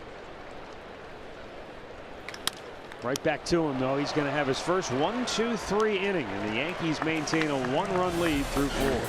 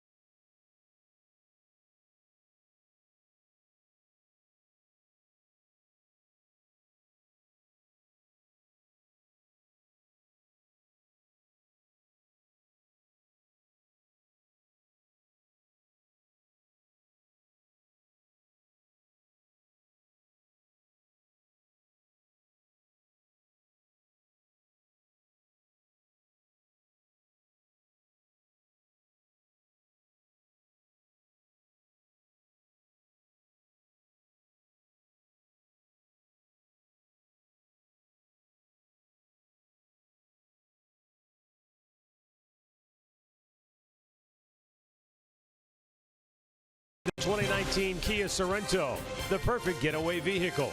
Visit KiaDealers.com to learn more. And by Levin Furniture. For the best deals on furniture and mattresses, shop Levin's. Beautiful Ohio City. Right there on West 25th and Bridge. A lot of great spots. Just a short walk from Progressive Field. 4-3 Yankees lead it as we go to the 5th. And Brett Gardner, top of the Yankees order due here. Aaron Judge, then Didi Gregorius. Gardner a 2-run homer in the 3rd.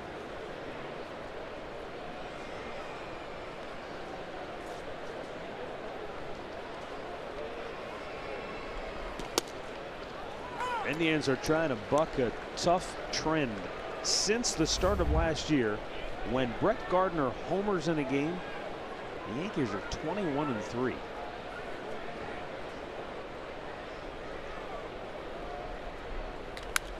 Pops one foul out of play. Yeah, you look at everybody else in that lineup, and you know, you can say, wow, they could take you deep, but this guy can too. You can't fall asleep on him. I'm glad you brought that up, though, because the Yankees have hit so many home runs this year. But you look among the league leaders, you don't see a lot of Yankee players. No, they have a lot of guys hitting them. Very spread out. Right. The 0-2 just missed. Yeah, Judge leads the team with 25. And he's tied for 22. 3rd, and he's tied for 7th. And Judge is 10th in RBIs, and Andujar, the rookie, is 7th in doubles with 26. But that's it. You don't see anybody else among the league leaders, but they're all pretty solid up and down the line. Everybody pitches in, does their part.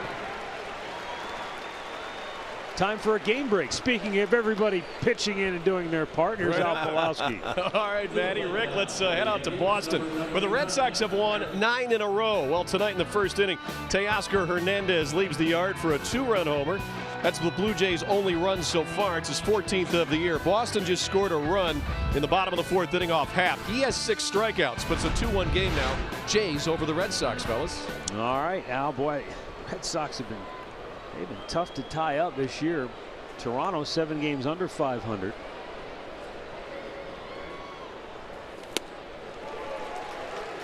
I mean, Kevin Cash's club, they've played inspired baseball. They won 5 in a row, 4 games over the break-even mark, and they're 16 games out of first. Yeah. Wrong division. You're not kidding.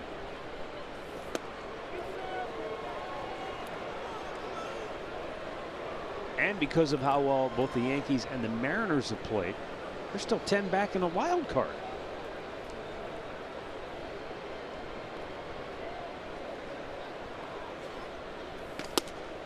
Just missed in off the plate with that good four-seam fastball. Judge, he hits the home runs. 25 tied for third. Strikes out a lot. You mentioned 125 punch-outs, third most. But he also draws a lot of walks. He's walked 66 times. That's second most. And he's hitting 281. You know, 18 doubles, 60 ribbies. I mean, that's, for a guy that strikes out, 280 is the home runs this guy hits. That's unbelievable. Now the 2-2. Flicked his bat at it and able to stay alive.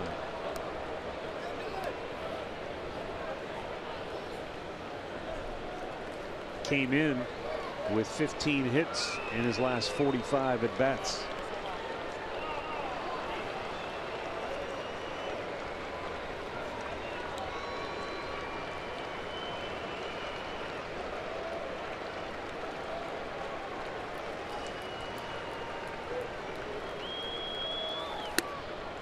Off the plate. Full count.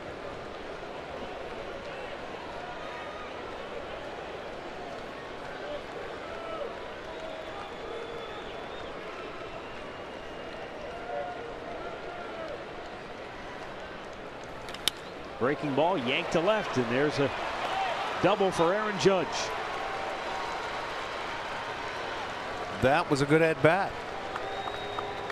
He fouled off a tough pitch by not trying to do too much, and then he got a breaking ball to his liking and lined it into left field. There you see it.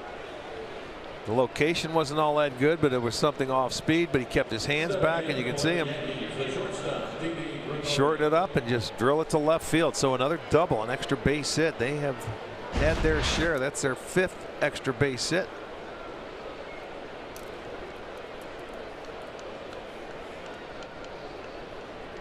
One on, one out. Didi Gregorius, the batter.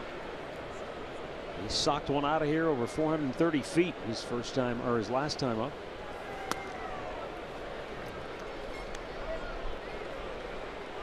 Gregorius hails from Curacao.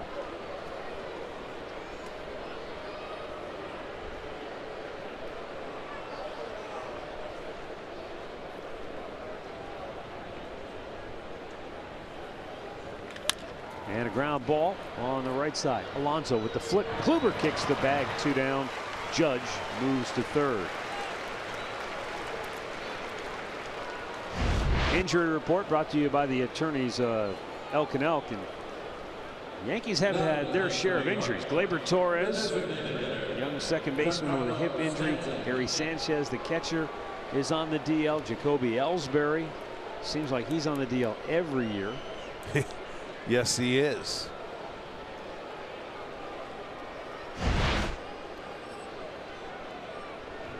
Two down. Giancarlo Stanton, the batter.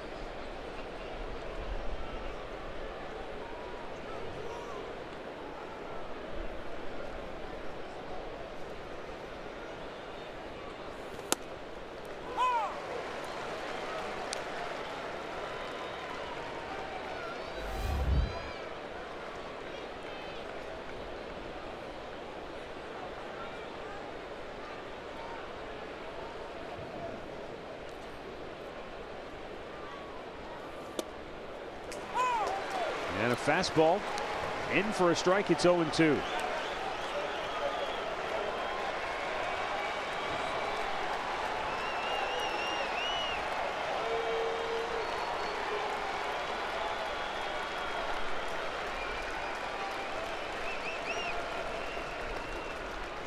Hey, struck him out. A half dozen Ks for Corey Kluber. Yankees strand a runner at third. We're halfway through in Cleveland, and the Yankees lead it 4-3.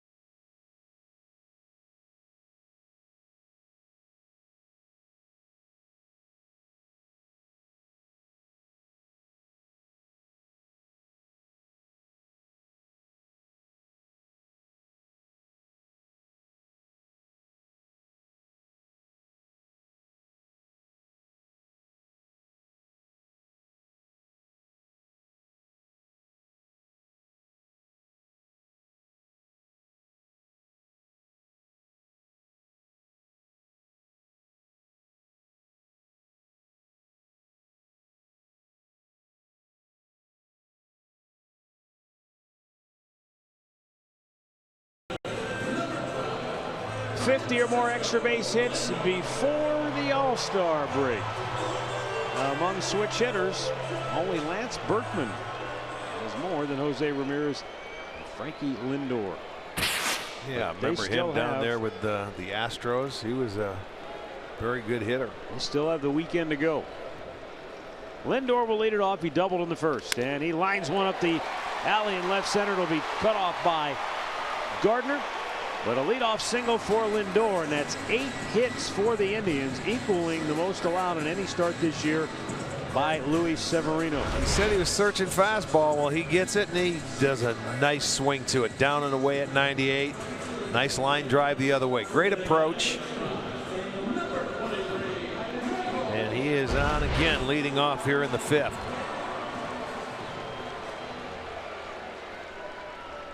Michael Brantley singled, stole a base, and scored a run in the 3rd. Brantley over there.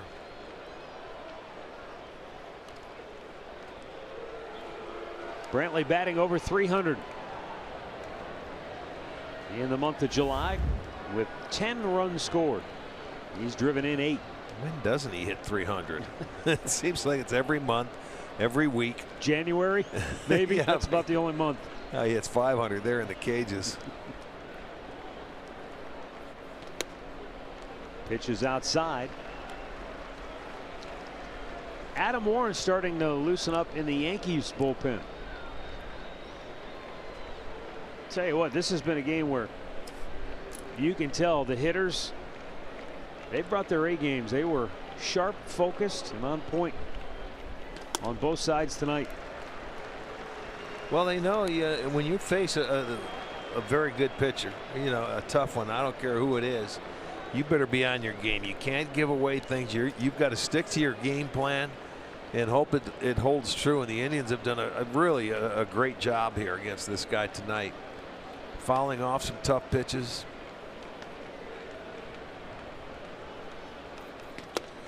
Well, Matt, Rick, to the point that you're making about the hitters being ready to go against Severino, I think Tito said this, Kippers told me this to a man. They thought this was the perfect series in the first half. Tito thought some were dragging, and he understands it, but he was happy that the Yankees were here with the pitchers that they had on the mound because he thought this would get the guys' interest up into the break. That makes sense. 3-0 fastball, borderline, called a strike. 3-1. I had a couple other players say, yes, this is what we need right now. We want to measure ourselves up against them. Won't mean anything later on, but this is the type of matchup that gets these type of guys up. Yeah. Get your blood and you know flowing. You're going to have a lot of people at the ballpark all weekend long, so it's a good series. Double play ball hit to second. There's 1 and 2. So Severino gets a key double play ball. Mid-game recap brought to you by your Toyota dealers. The Indians jumped them early. Edwin Encarnacion with a home run in the first. It was 2-0 Cleveland. But the Yankees tied it on a 2-run shot by Brett Gardner in the 3rd.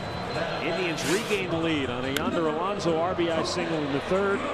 But in the 4th inning, Didi Gregorius tied it with a home run. Greg Bird's RBI double put the Yankees on top.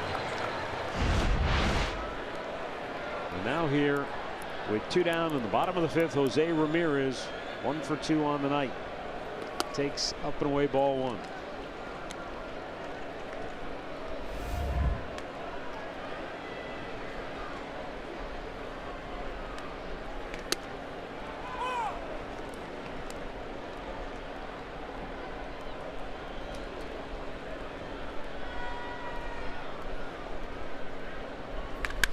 Ramirez rocks one in deep right field. Goodbye. Tied at 4.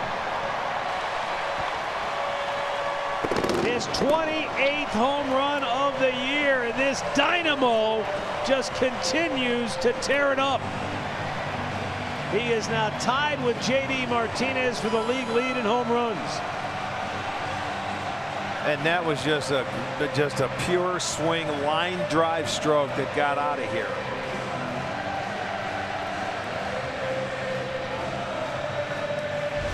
And I mean, that's his 3rd career home run off it. That ball out over the plate, and boy, you can't throw the fastball by him, folks. I don't care how hard you throw.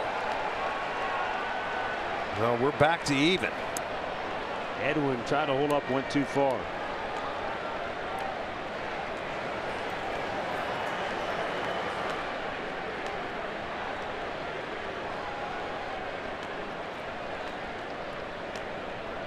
That is the most home runs before the All-Star break in franchise history. 28 home runs for Jose Ramirez. He was tied with Albert Bell, who hit 27 before the break in 1996. Encarnacion goes down swinging, but Jose just keeps on swinging and swinging, and the home runs keep flying out of the yard.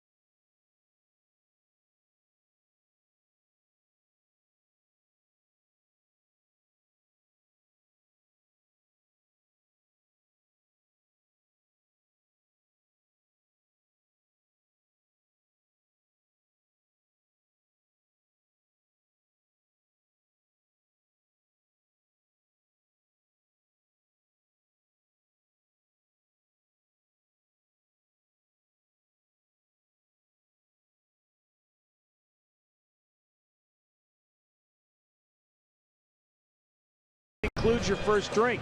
So grab your friends, come on down. You get the corner and right, drink rails and left. District tickets, you can only get them online at Indians.com/district ticket.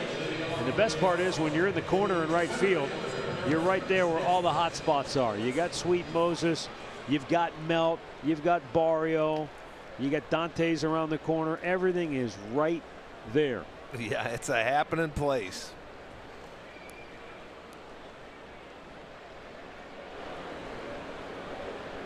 Sixth inning, 4-4. Boy, this has been a fun game to watch so far. It's been entertaining, action, you name it, we've had it. Kluber has struck out 6. Encarnacion, who went down swinging to end the 5th, that's the first strikeout for Severino on the night. That's hard to believe. Yes, it is.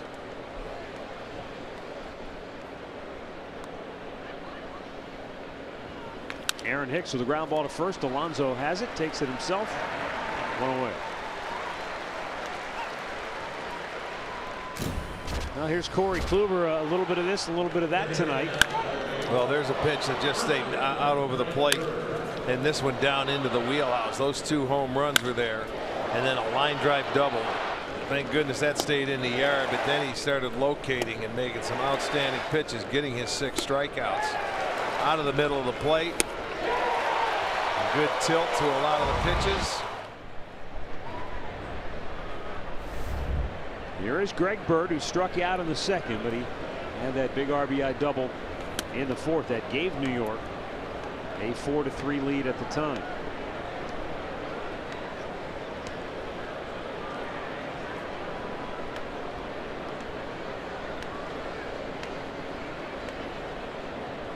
Depending on how the rest of this game plays out, that could be a key turning point. The Yankees had taken a 4-3 lead. They had the bases loaded and nobody out in the 4th inning. Corey Kluber got a strikeout and then a double play ball to get out of the inning. And the Indians have since come back to tie it up at 4. Not only were the bases loaded with nobody out, but Tito had action in the bullpen. Kluber was that close to being knocked out of the game. And he has rebounded nicely, just misses. He's gone in there twice in this at bat and just in off the plate. But if you miss off the plate. Those pitches come back to be very effective.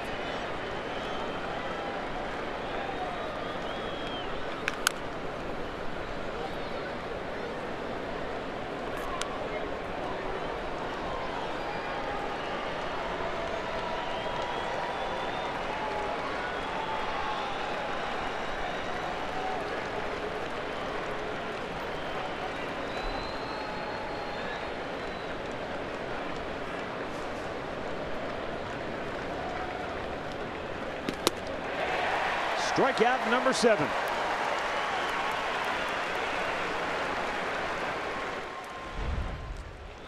All right, back in the 4th, the Greg Bird double put New York ahead 4-3. Then a walk loaded the bases. Austin Romine struck out swinging.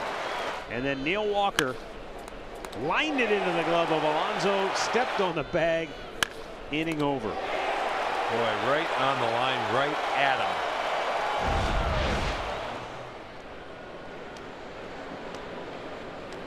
Miguel Andujar swings, shoots one through the hole on the right side, and he has been on all 3 times. Snaps a string of 4 in a row, retired by Kluber. Young man can hit. He stayed inside the baseball, taking it the other way.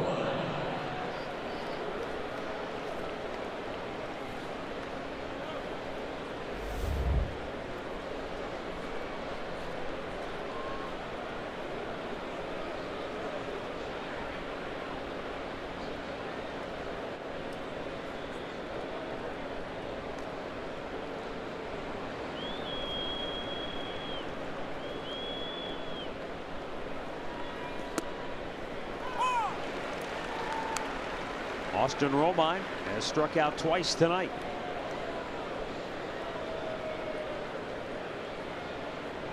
So, he struck out looking in the 3rd, swinging in the 4th.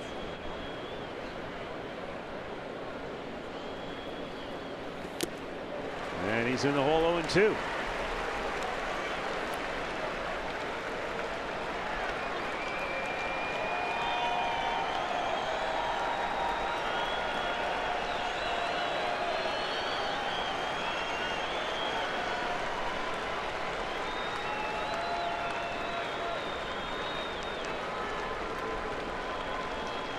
Two-strike pitch in the dirt.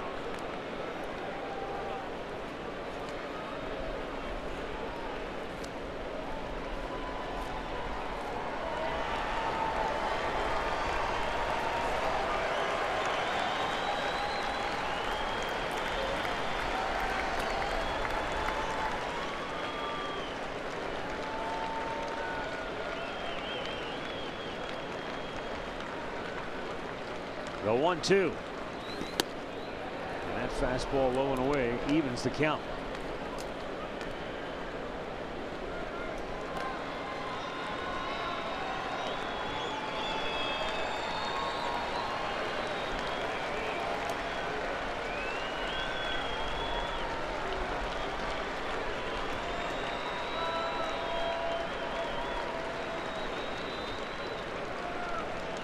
Swung out and missed. Hayes struck him out. Give Kluber 8 strikeouts on the night. Middle of the 6th, tied at 4.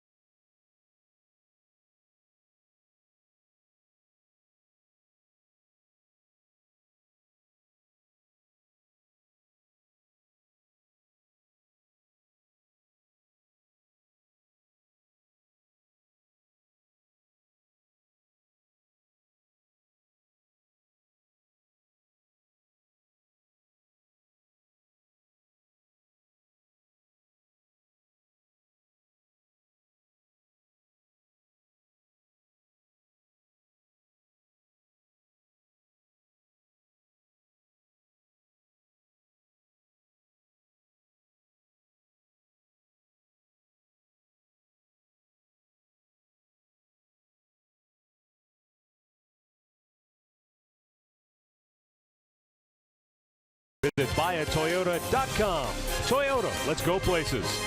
And by the injury lawyers at Elk & Elk. Proud partners of the Cleveland Indians. Call 1-800-ELK, Ohio.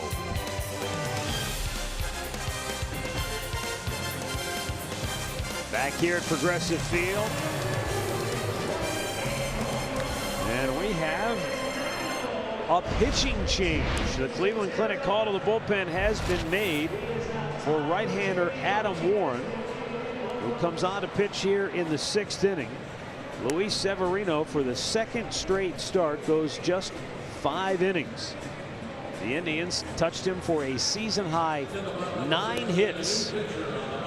He allowed 4 runs, 1 short of the most he's allowed in any start this year. He only struck out 1 batter. That is a season low by a bunch. Yeah, that was the last hitter. That was Encarnacion to end the 5th. They really had a good approach against him tonight.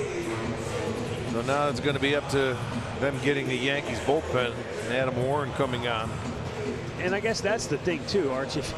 If you're Aaron Boone, you're saying, if this is the worst Severino is, we're in pretty good shape, because he only gave up 4. He kept his team at least in the game. It's not like he imploded and gave up a big inning as Alonso swings at the first pitch and lines out 1 away.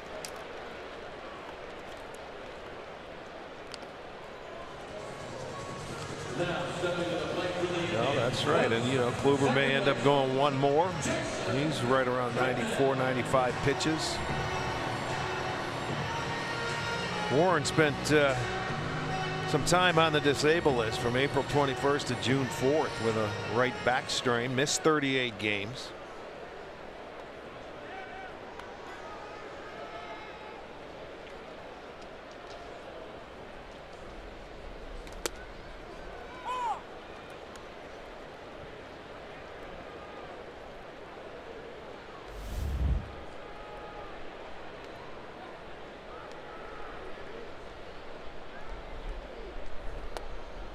Jason Kipnis says fly to left, fly to right.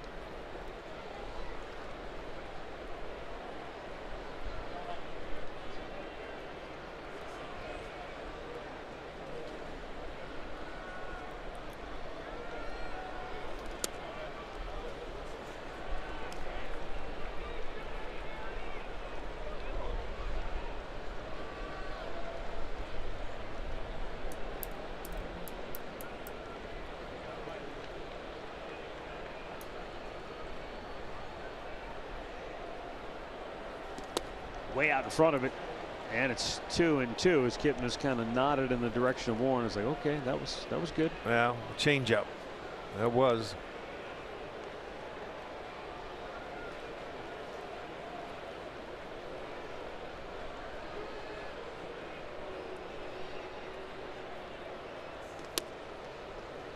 And off the plate in a full count.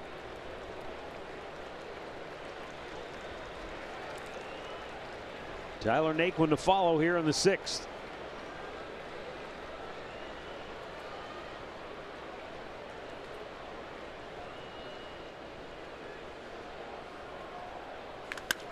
And a hard hit ground ball, and it goes right through Walker.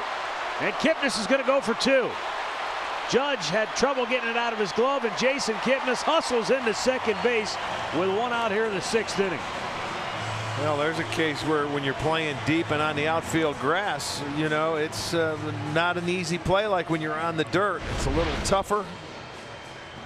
He should have caught the ball anyway. He gets in front of it and it jumps up, and it really took off on him.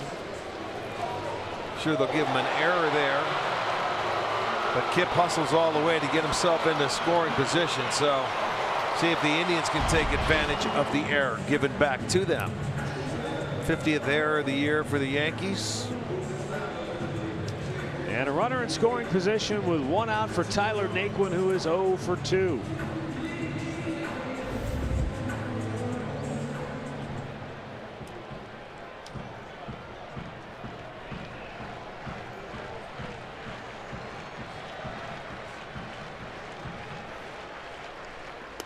And the pitch down low, ball 1.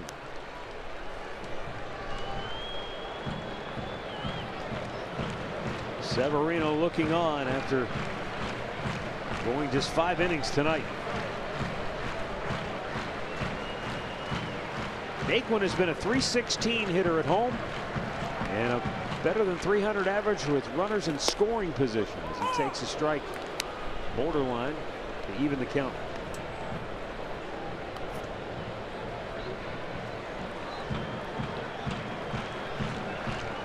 Came in with 6 hits in his last 12 at bats. Hit the ball hard his last time up, but it was run down by Hicks in left center.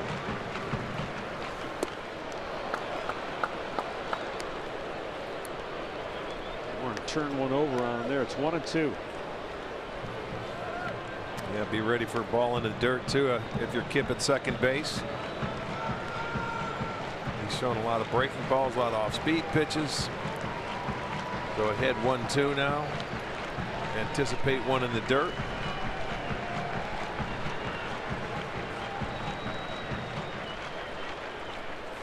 Up and away. Well, that's a first fastball, but that wasn't even close enough to even come close to thinking about swinging at.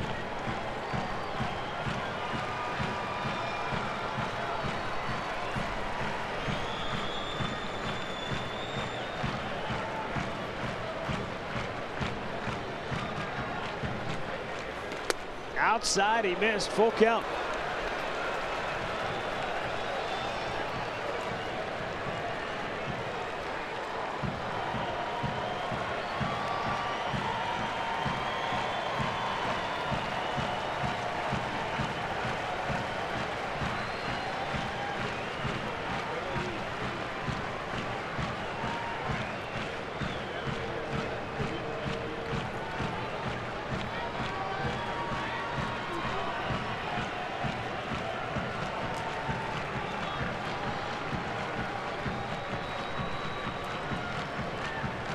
He steps away before this 3-2 pitch.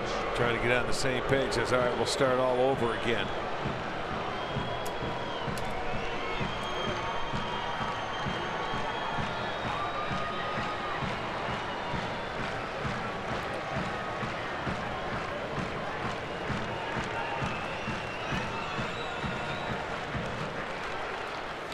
And a foul ball.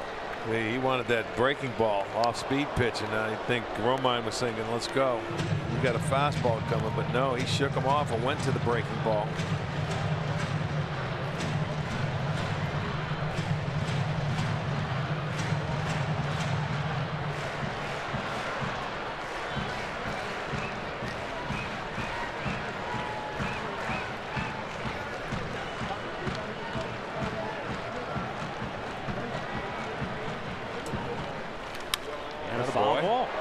There you go.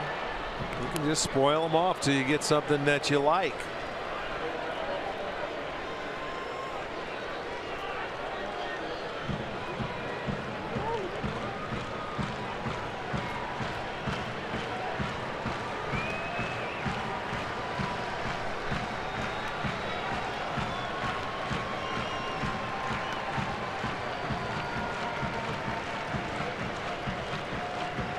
Heck of an at-bat here for Tyler Naquin. Yeah. Try and remain patient. Make them come to you. You have first base open, and I like that last swing. Foul it off, spoil something until he makes a mistake or he walks you. Tie game, bottom of the 6th. One on, one out. And he struck him out. 2 down in the inning. Well, he gets a piece of the fastball, and it's right into the glove of Romine. Here he comes. There's a strike. Fouled it into the glove, so that is the second out. Not a bad at bat. 9 pitches.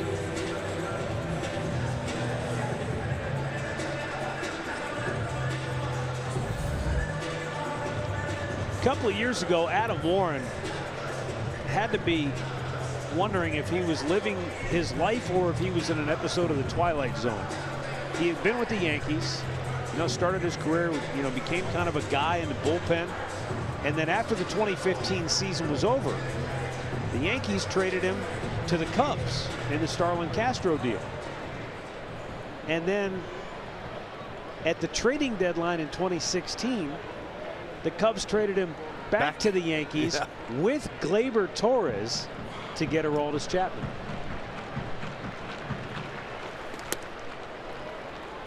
So he missed out on the World Series, but he ended up back with the team that he started with, the Yankees.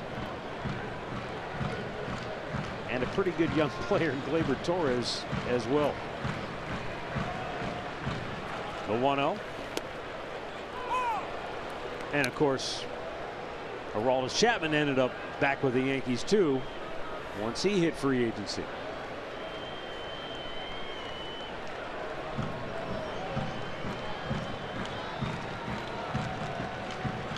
Two down. Yan Gomes trying to deliver a tie-breaking hit.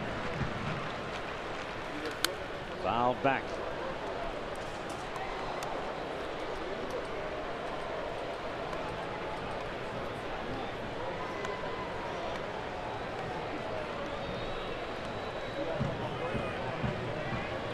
Not many empty seats tonight.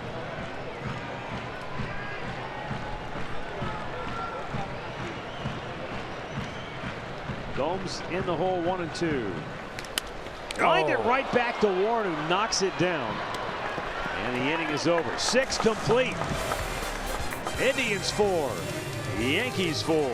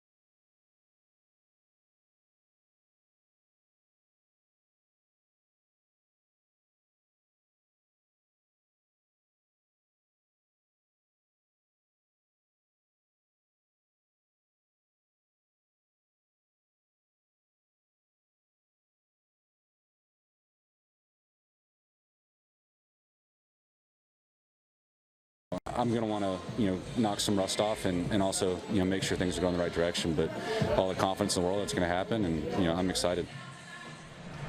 That's great news because you hear it right from the horse's mouth. This isn't having to interpret what somebody else said about Andrew Miller. This is Andrew saying he's got all the confidence in the world that he's going to be back. It just depends on how many appearances it takes for him to knock the rust off. Andre, what do you think? In the many conversations that I've had with him, this is the most upbeat he has been. He's going to go to Akron. He's going to throw basically before BP to some hitters down in Double-A on Saturday. And he hopes after going to Columbus, as he said there, for a couple appearances, that he can come back and help and be the guy that we saw early in the year and maybe even last year. Let's hope so. Yeah, we certainly need the big lefty back. So what do you think timetable-wise? Maybe August?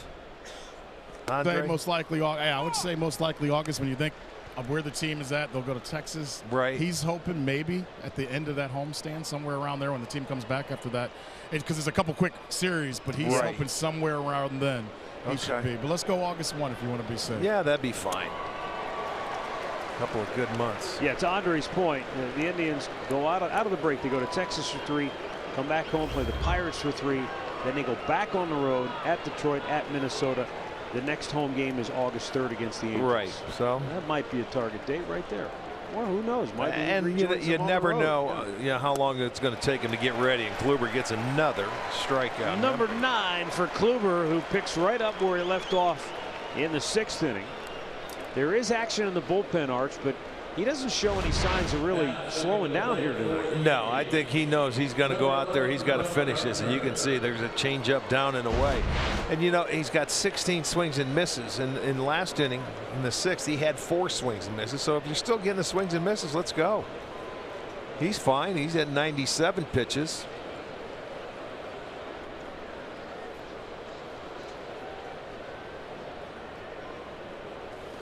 And off the plate.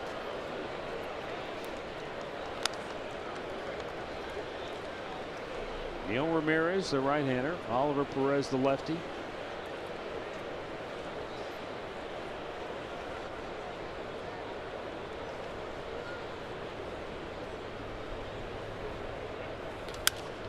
Pop to left. Brantley. 2 down. Well, bring the family down to the ballpark Sunday. It'll be KeyBank Kids Fun Day. And there will be exclusive experiences and giveaways all weekend as part of the KeyBank Hassle-Free Weekend. And after the game, kids get to run the bases. That's presented by Cleveland Clinic Children's. Get tickets at Indians.com.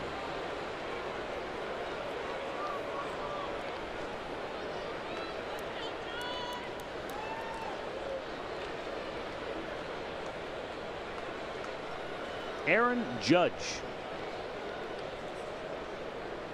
yanked a double down into the left field corner his last time up. Goes after the first pitch, sends one to right. Naquin is there. Corey Kluber flies through the 7th inning. 100 pitches on the night, 9 strikeouts. Stretch time in Cleveland, tied at 4.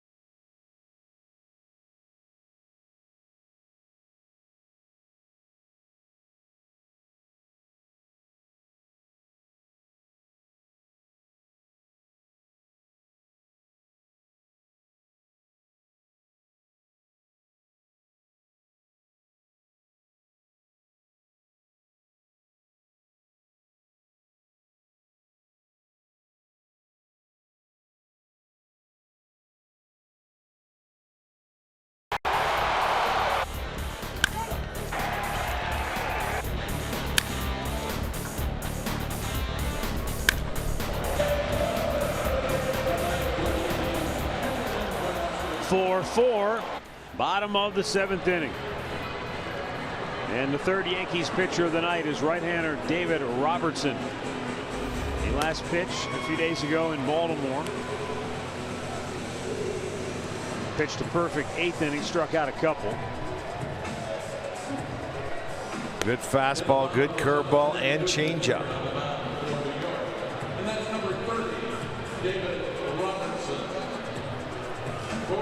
Allen will lead it off, then back to the top of the lineup here in the bottom of the 7th. Good ball game going tonight.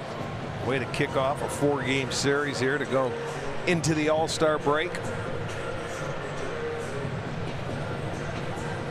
David Robertson was a 17th round pick of the Yankees back in '06. And another guy who they traded and then reacquired from the White Sox. How about this, though? He's the only pitcher in baseball history to average at least 10 strikeouts per 9 innings in each of his first 10 major league seasons. Right back to him, Greg Allen. 1 pitch, 1 out.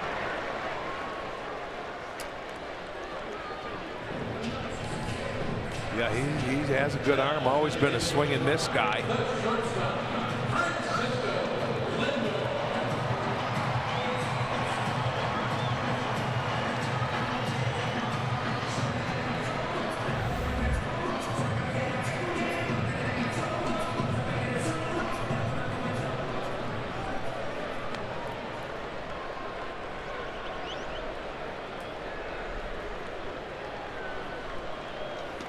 Last year he pitched in 3 of the division series games against the Indians, logging 4 2/3 innings.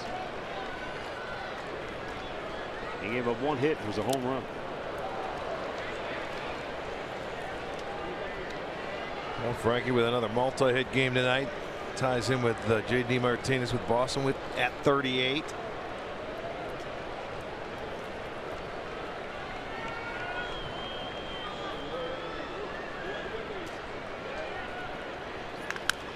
Bouncer foul.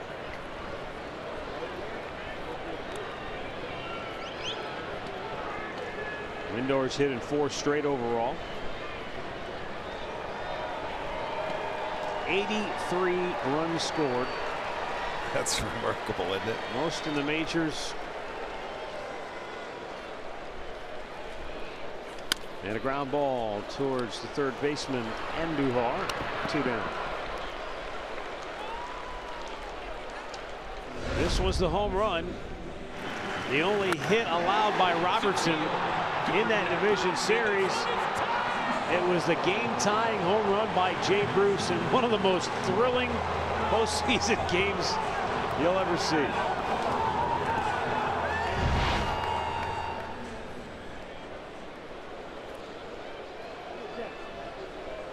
Well, usually if you're going to have to beat a reliever, that's the way you have to make a hitter do it. Go the other way. You know, to left center field. He did on that one, and Jay Bruce. There's not much you can do as a pitcher if they take you the other way. No, that's you always say. Yes. If you're going to get beat, make them beat you the other way. Yes, indeed. Especially late in the ball game. Don't throw him something in the wheelhouse where one swing and he can pull a ball easily.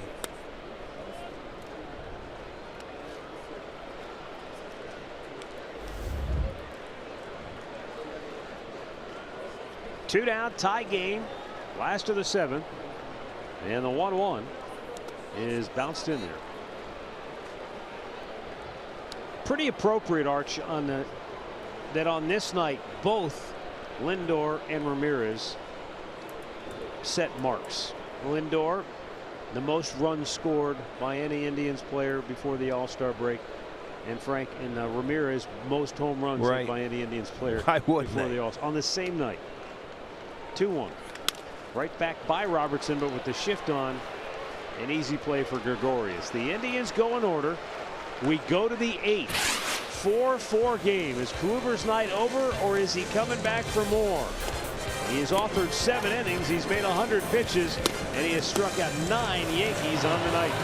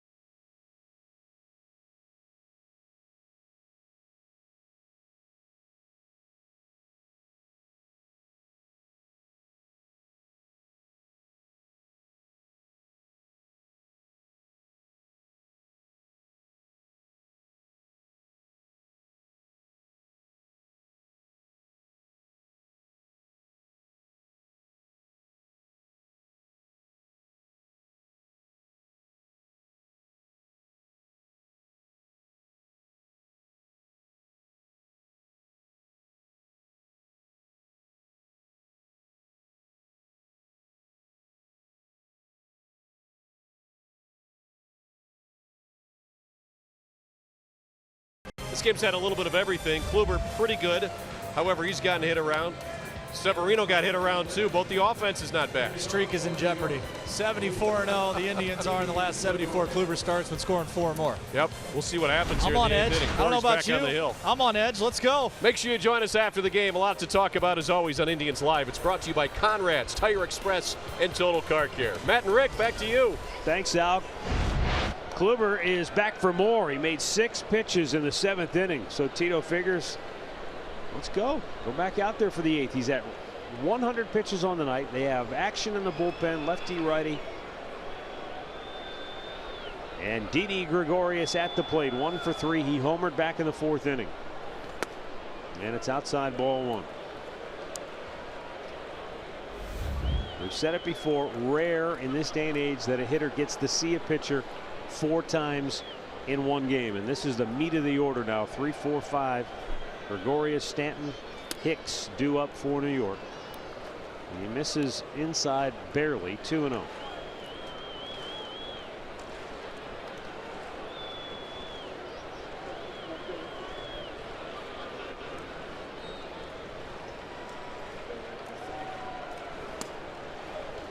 And no close pitches going his way now. 3-0.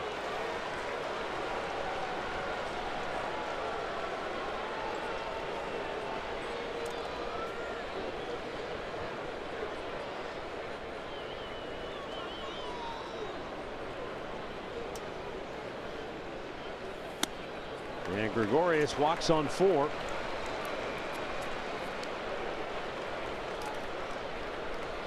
And it brings up Giancarlo Stanton.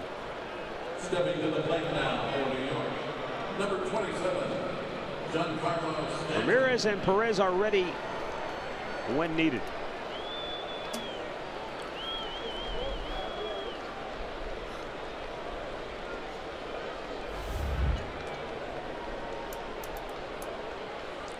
Stanton 1 for 3. He singled back in the 4th.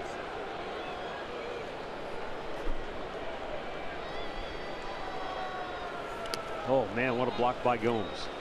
Well, for Kluber, he had 2 2-0 counts today. Both of them came against Didi Gregorius.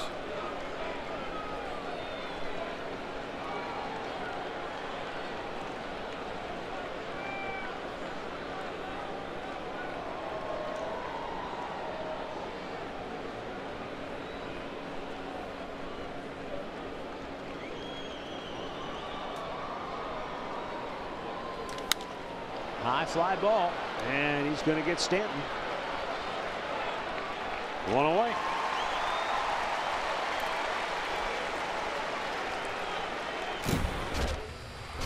Nine strikeouts for Corey Kluber, and a lot of them swinging. Yeah, he really has made quality pitches tonight. He left a couple on the plate that they were hit, and they were hit very hard. But overall, he walked 2. He has 9 punch outs. He's given up 7 hits. And he's out here in the 8th inning. We have 106 pitches. Trying to navigate his way through. 1 more inning.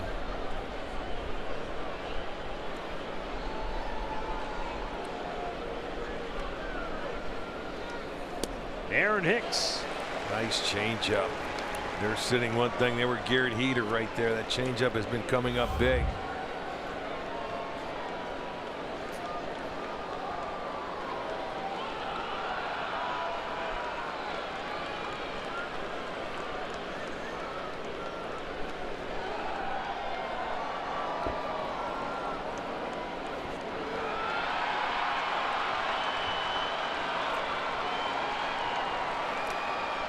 Hicks lays off a ball in the dirt, and it's 1-1. Hicks 3 hits in his last 20 at bats. That's overall 3 for 16 against the Indians this year.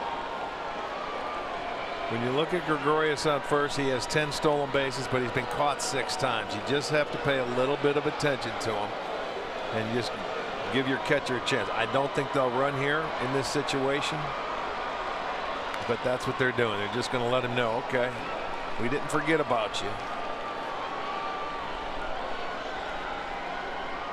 You know, they're not a big base stealing team with the power that they have. They don't want to make any outs on the bases. But in certain counts, if you don't pay attention, they will run.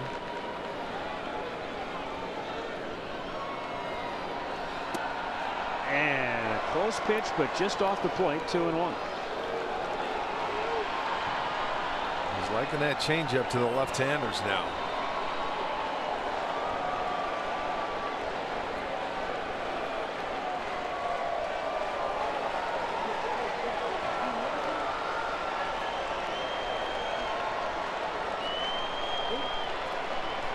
Coming again.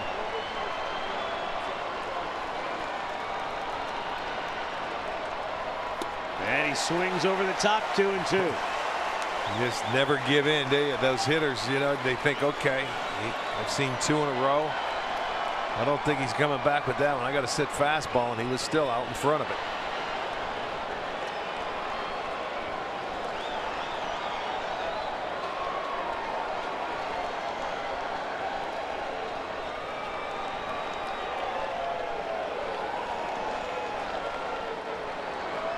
Does he stay right with it? You bet.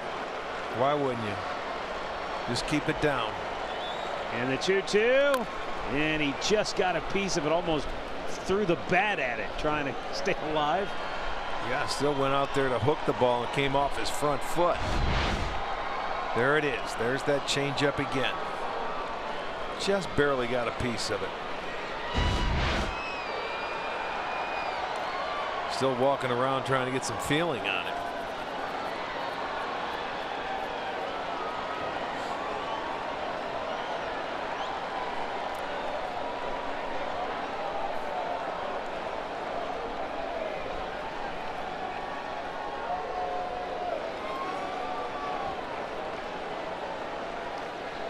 Now Hicks ready to resume the at bat. It's a 2-ball, 2-strike count. With a runner at first and 1 out here in the 8th. In a 4-4 ball game.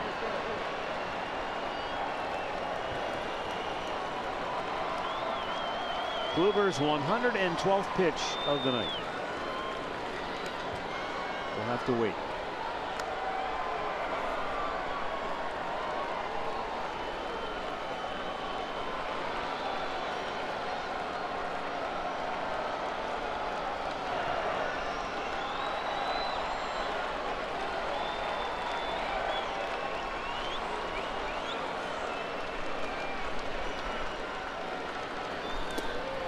In the dirt, blocked nicely by Gomes. Now the string is out. Well, this should be interesting here. A 3-2 count with 1 out. Do you trust Hicks putting the ball in play? Start your runner here at first. I think I would.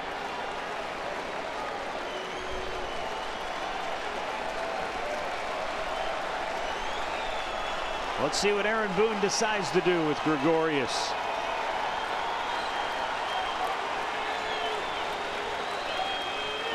Three on the right side of the infield for Cleveland. Ramirez on the left side by himself. The payoff pitch, the runner goes, and it's fouled right back. He went to that 4-seamer. But it was probably not where he wanted it ideally. It was down the middle. Upper part of the strike zone. And Hicks got a really good look at it, fouled it back. And we'll do it again at 3-2.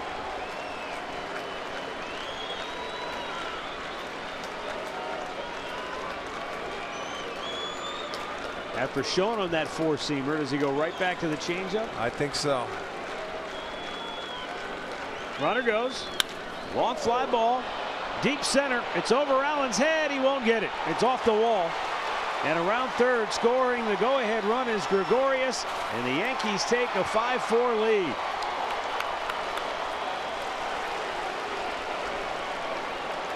Aaron Hicks with a heck of an at-bat. He fouled off some pitches to stay alive. Corey tried one more changeup, but this time Hicks able to wait back on it and unload. Yeah, he was sitting on it, and he certainly delivered. This one over the head of Allen, nothing he could do out there, and that's going to do it for Corey Kluber tonight. So Tito will make the call to the bullpen. And Corey Kluber will exit after 7 1/3 innings here tonight. It's now New York 5, Cleveland 4.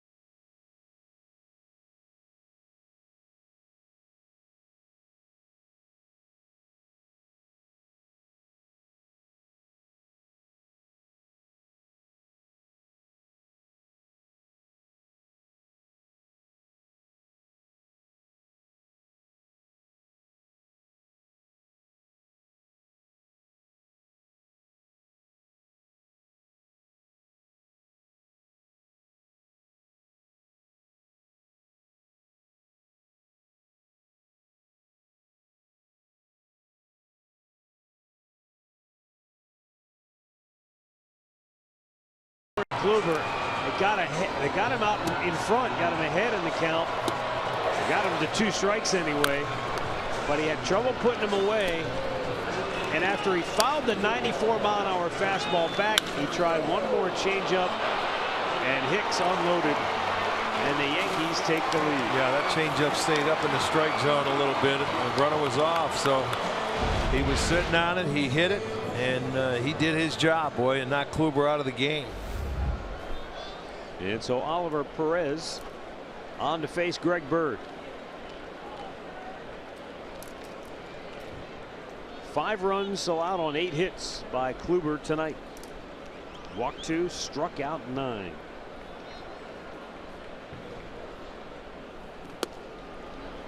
And Greg Bird 1 for 3 tonight. RBI double back in the 4th.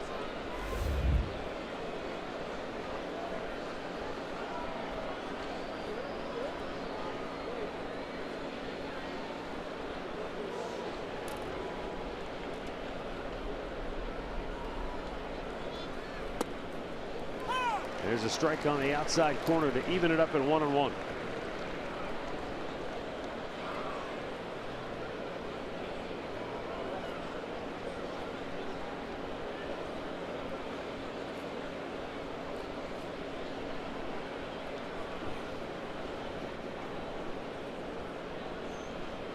Runner goes. Gomes throw down to 3rd. Ball is safe. Well, I'll tell you what, Hicks, he did a good job and picked the right pitch, because Perez came up there with that turn move and took a little extra time delivering that ball to home plate. I think they're going to challenge this. Okay, we'll see. There you see a breaking ball away. Gomes comes out. It's clear that there's the play now. Called safe, but they will challenge it. So let's wait and see.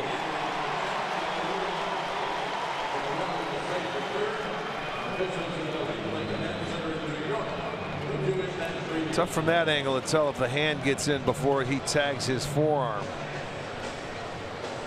He's on the base now. Yeah. I think he's going to be safe. If he never came off the bag, the hand's in there before that. I think before that tag is made. We'll see. That's awfully close.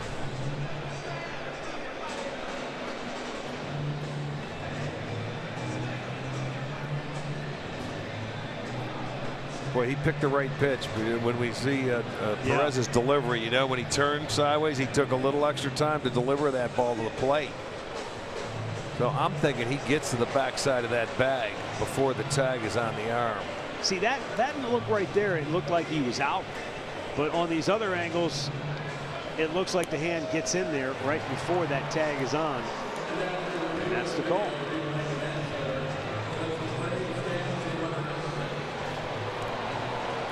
Hicks made up his mind. He was going, you're right, Arch. If Perez had turned back towards second base, he'd have had him in a pickle.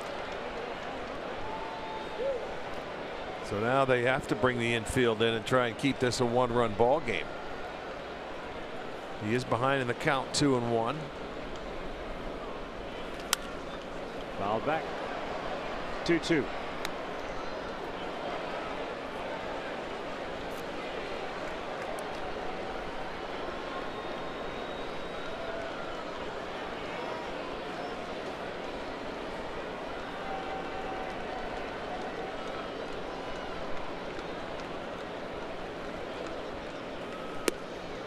Teaser just off the plate.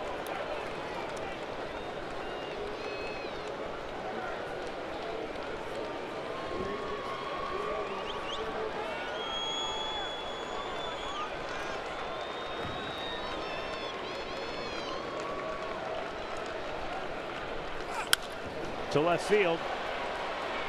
Deep enough to get the run home. And the Yankees cash in.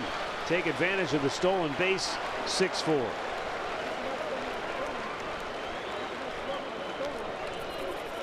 That was a really good at bat, and he just took what was given. That pitch away. So Perez faces one batter. His night is over. Neil Ramirez will be on when we come back.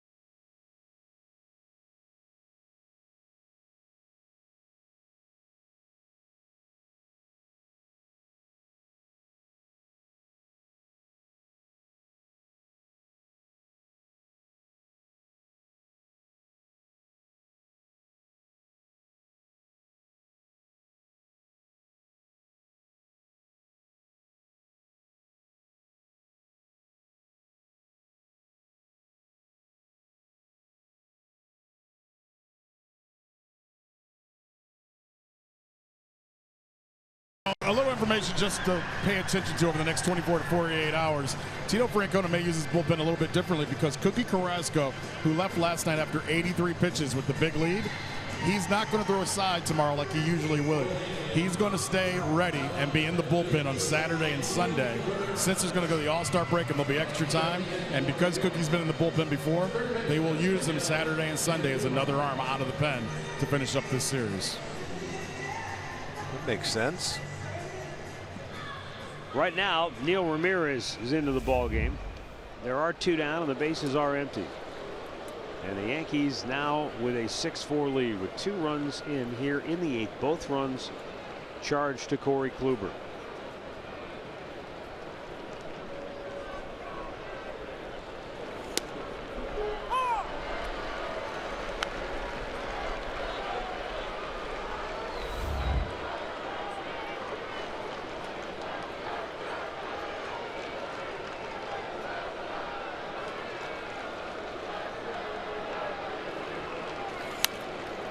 Fouled back, out of play. And a count 0-2.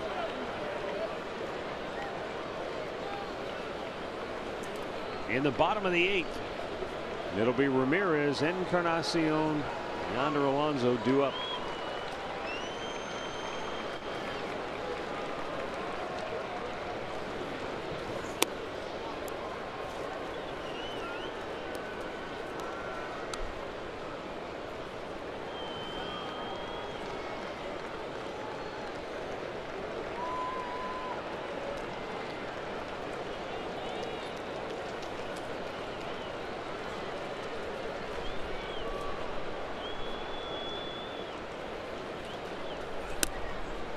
Just missed outside with it.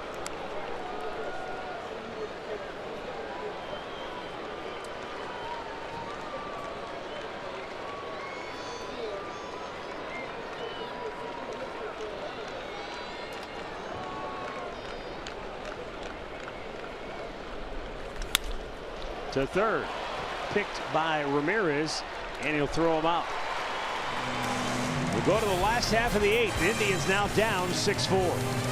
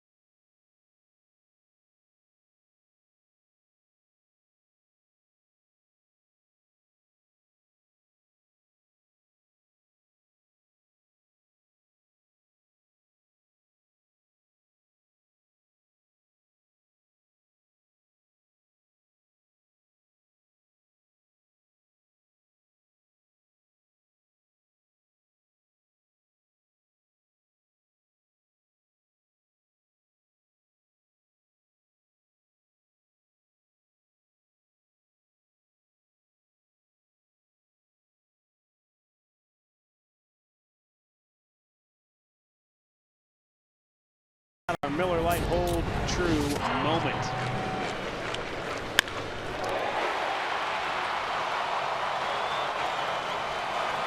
Francisco Lindor scoring his 83rd run of the year, most in franchise history before the All-Star break, and Jose Ramirez with his 28th home run, most in franchise history before the All-Star break. Ties him with J.D. Martinez for the league lead as well. Now Dellin Betances on for New York. And Betances will have to face Ramirez, Encarnacion, and Alonso. Guy's having an outstanding year. 69 strikeouts. He's averaging over 15 per 9 innings. And he gave up an earned run on Tuesday. It snapped an 18 appearance scoreless stretch. And if this guy's throwing strikes, he's tough, but he can be wild, he can lose it, and he can walk hitters.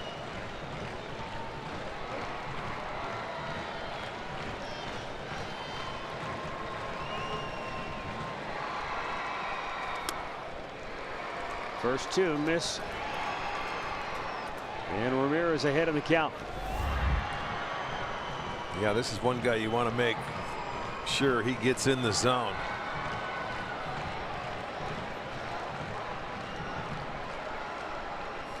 At 6'8", he must feel like he's on top of you when he delivers the ball. Yeah, he's a big individual. He's got a nasty slider, and you can see that baseball looks like a little ping pong ball in his hands.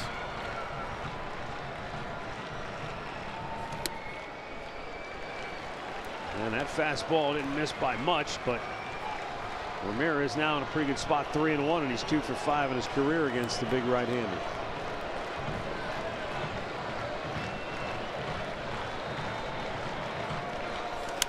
Out of play, full count.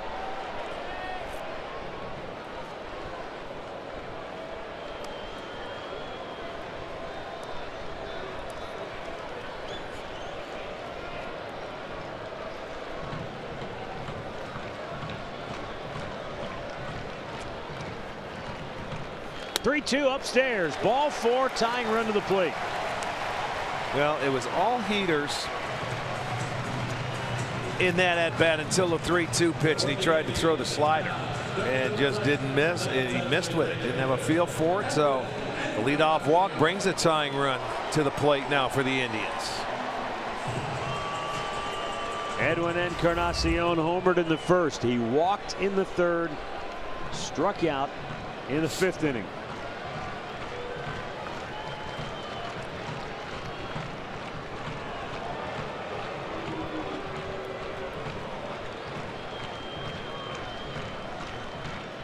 See, he might be able to run off the big guy. Let's see his.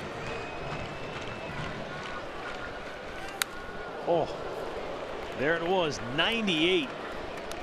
And Edwin took a wicked hack, but all he could do is foul it back. Unlike in the first inning when he sent one out of here, but that was a breaking ball.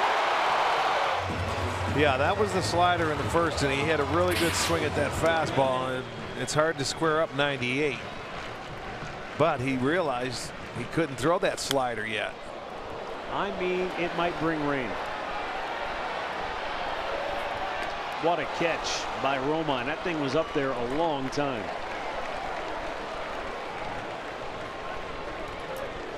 One away.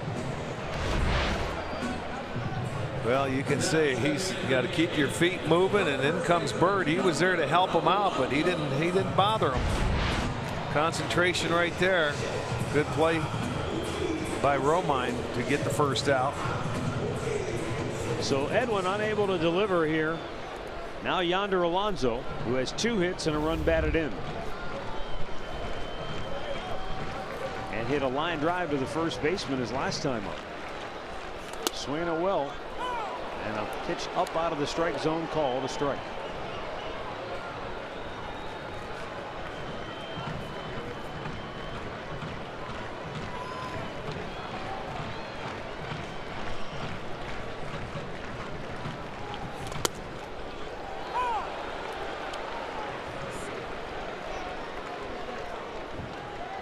Nothing in 2 to count on Alonso.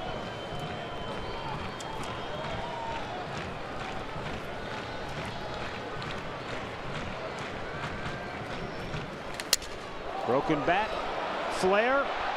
Oh, what a catch. Tyler Wade just into the game for defense, and he makes a terrific play, 2 down. Yeah, he had to go. That thing was floating over his head, and he knew he had to get back. Tough play for the infielder.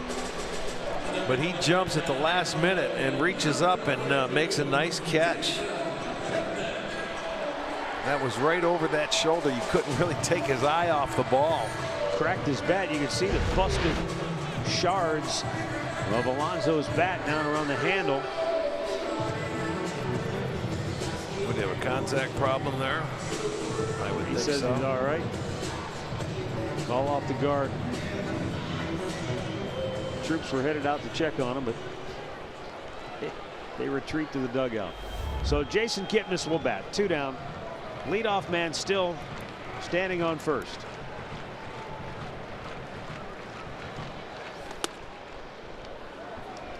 And that time it's called a ball.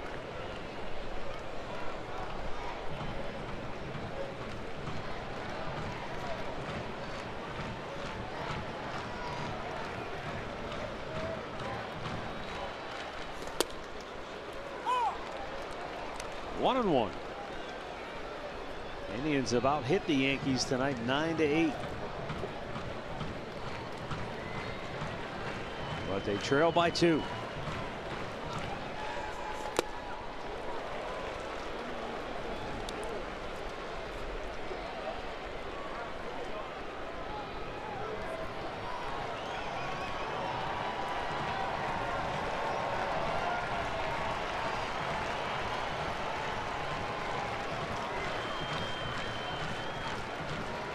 Ramirez takes off. Kipnis strikes out. Inning over. We go to the ninth. 6-4 New York.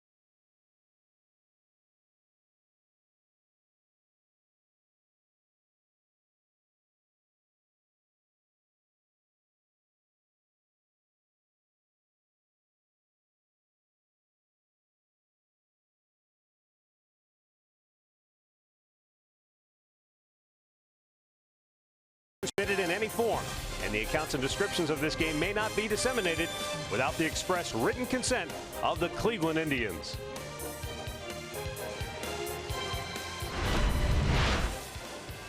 (6-4) New York, ninth inning.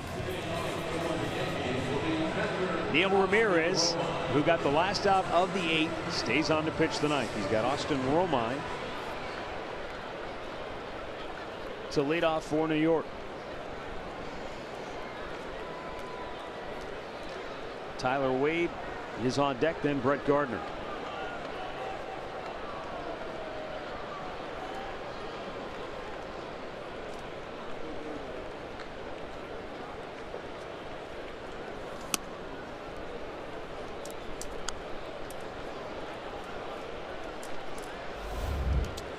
Romine, a tough night. 3 strikeouts against Kluber tonight. First one was called. The next 2 were swinging.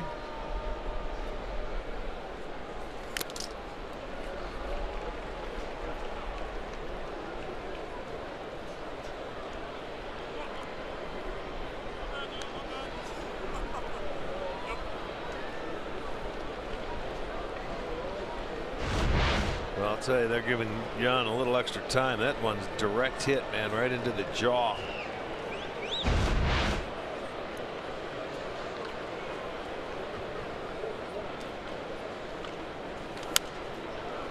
Out of play. 1-2.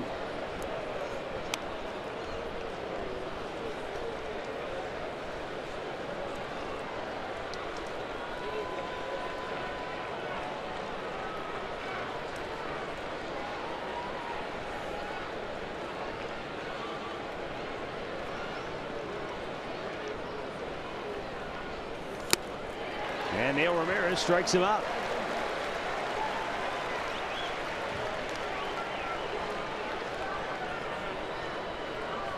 To the plate now for New York.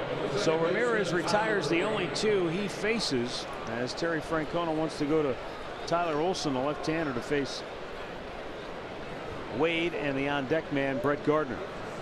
So we've got a timeout. 6-4 New York here in the ninth.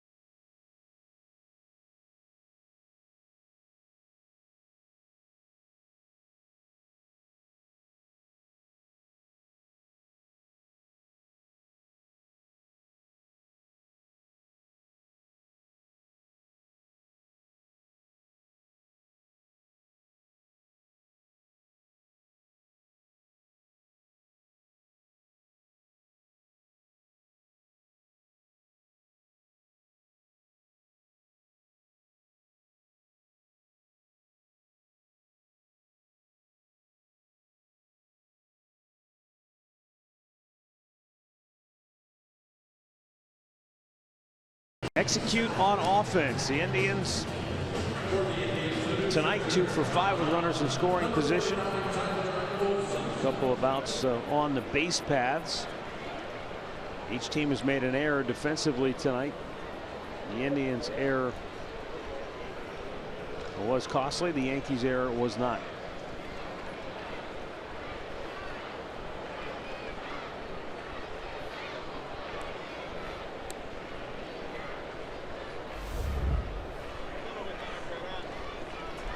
Well, Tyler Olson coming on for the 29th time in his first time since coming off the disabled list.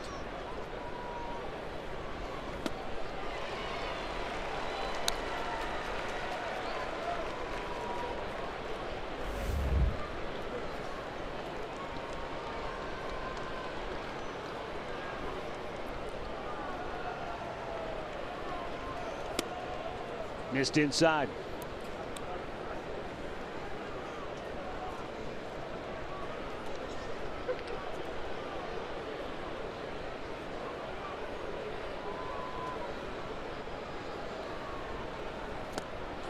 Wade goes fishing for it. Can't come up on 1-2 the count.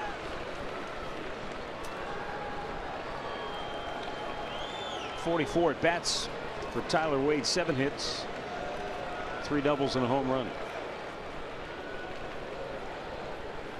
Swung on and missed. He's down swinging. 2 down.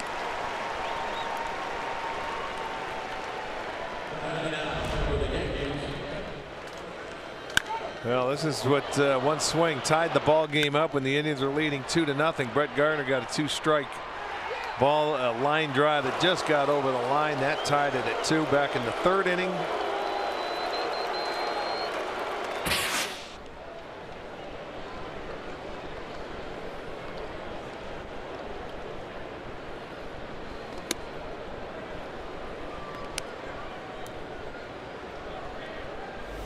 Gardner's lone hit of the night, his 8th home run of the year.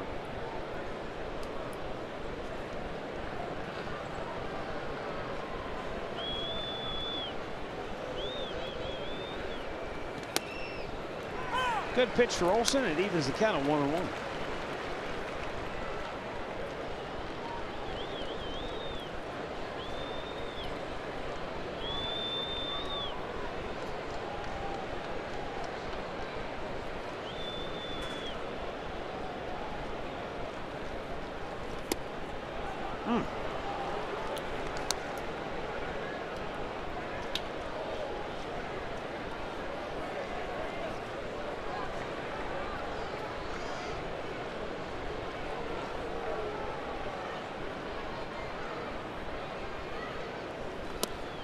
Low and away.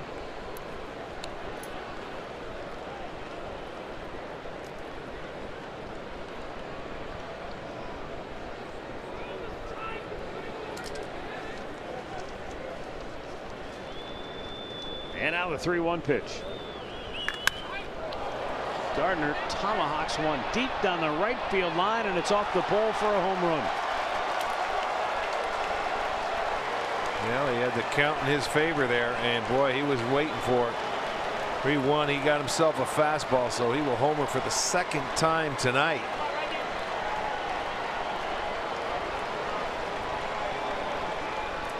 We're about to have another pitching change, but Brett Gardner may have just driven home the final nail of the night. Yankees already on the year are 21-3 when he homers. He's homered twice now, and it's 7-4 New York. We'll be right back.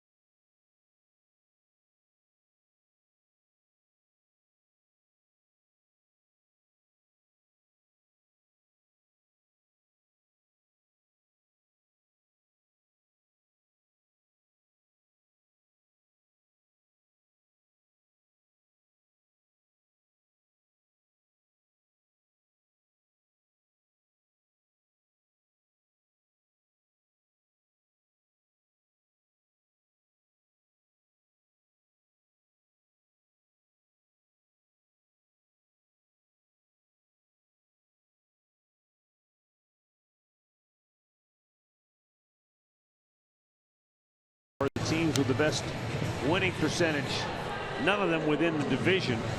The Yankees all-time 61 wins, the Rangers and the Mariners from out west. Yeah, New York has always played well in this ballpark since coming to it.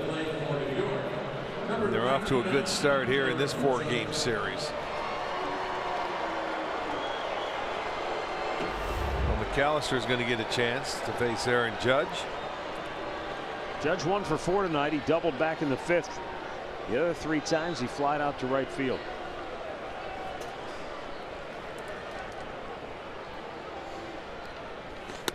For the Yankees, out of their 9 hits today, they have 7 extra base hits, the 3 home runs and 4 doubles.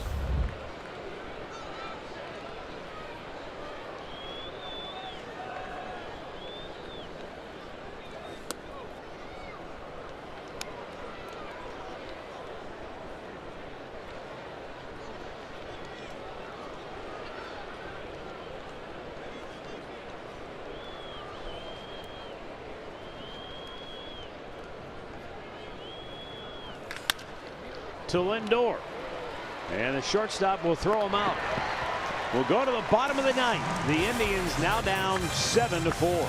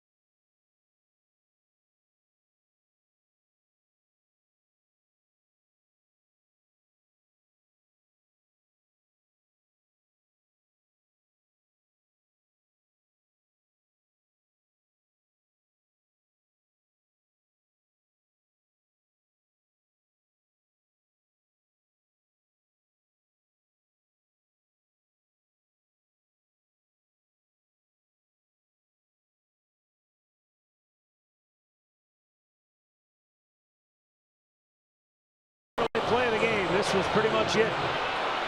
Aaron Hicks in the 8th inning with 1 on, 1 out, doubled off the center field wall that put the Yankees ahead, and they have since added on. Well, he ends up stealing 3rd. They challenged that to no avail, and then a good at bat by Bird to get a sacrifice fly and get that extra insurance run there, and they added 1 in the 9th. So they did what they had to. 7-4 ball game.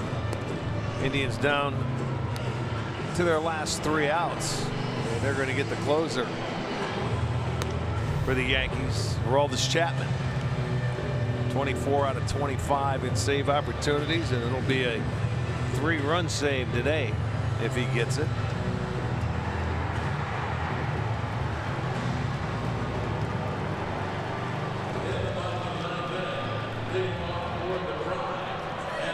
Chapman will have the bottom 3rd of the Indians order up. We're going to pinch hitter for Tyler Naquin as Rajay Davis steps to the plate.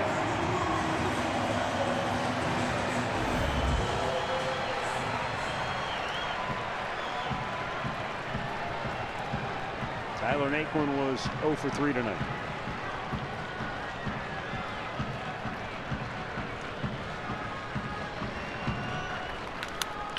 Out of play. As a pinch hitter, Rajay Davis is 3 for 8 on the year, batting .250 overall.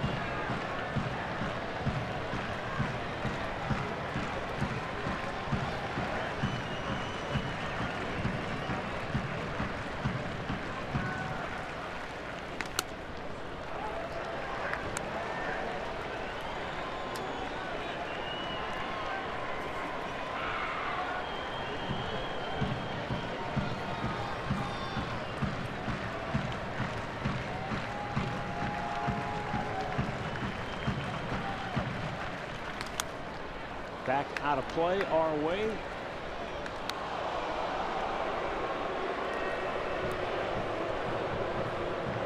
$31,267 for the opener of this 4-game series.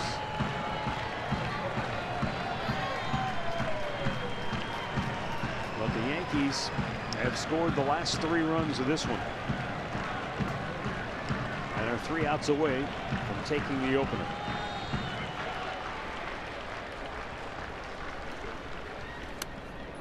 Missed upstairs, 2-2.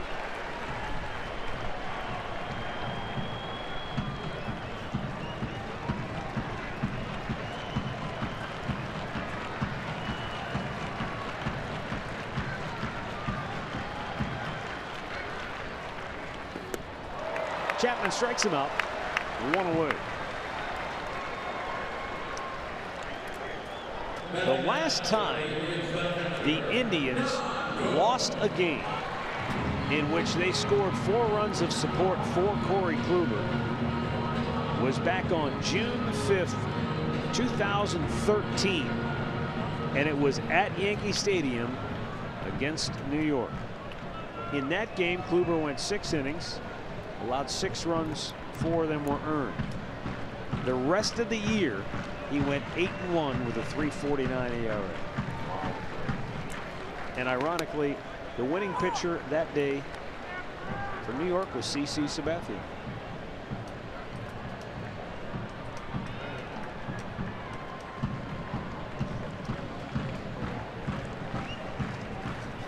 Big CC will be on the mound Saturday against Mike Clevenger. That was June 5th, 2013. Since then, Kluber and the Indians have run off 74 consecutive wins when they've been able to get him 4 runs of support. That is a remarkable run. It's unbelievable. Yeah, it sure is. No 1-1. And a ground ball to third, scooped up by Andujar. 2 down.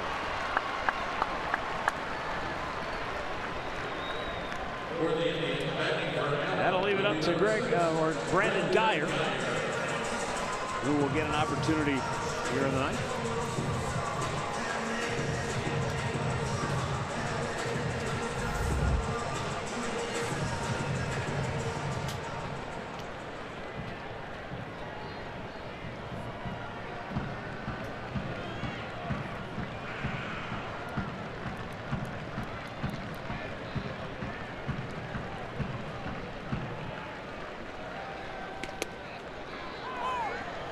Brandon Geyer takes a strike.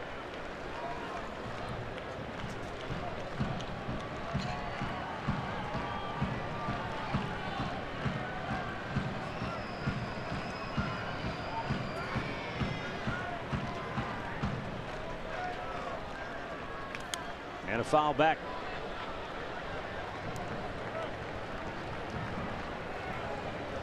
A game that started out with so much promise for the Indians. Well, it was a good ball game there for 7 innings. Turned sour in the 8th.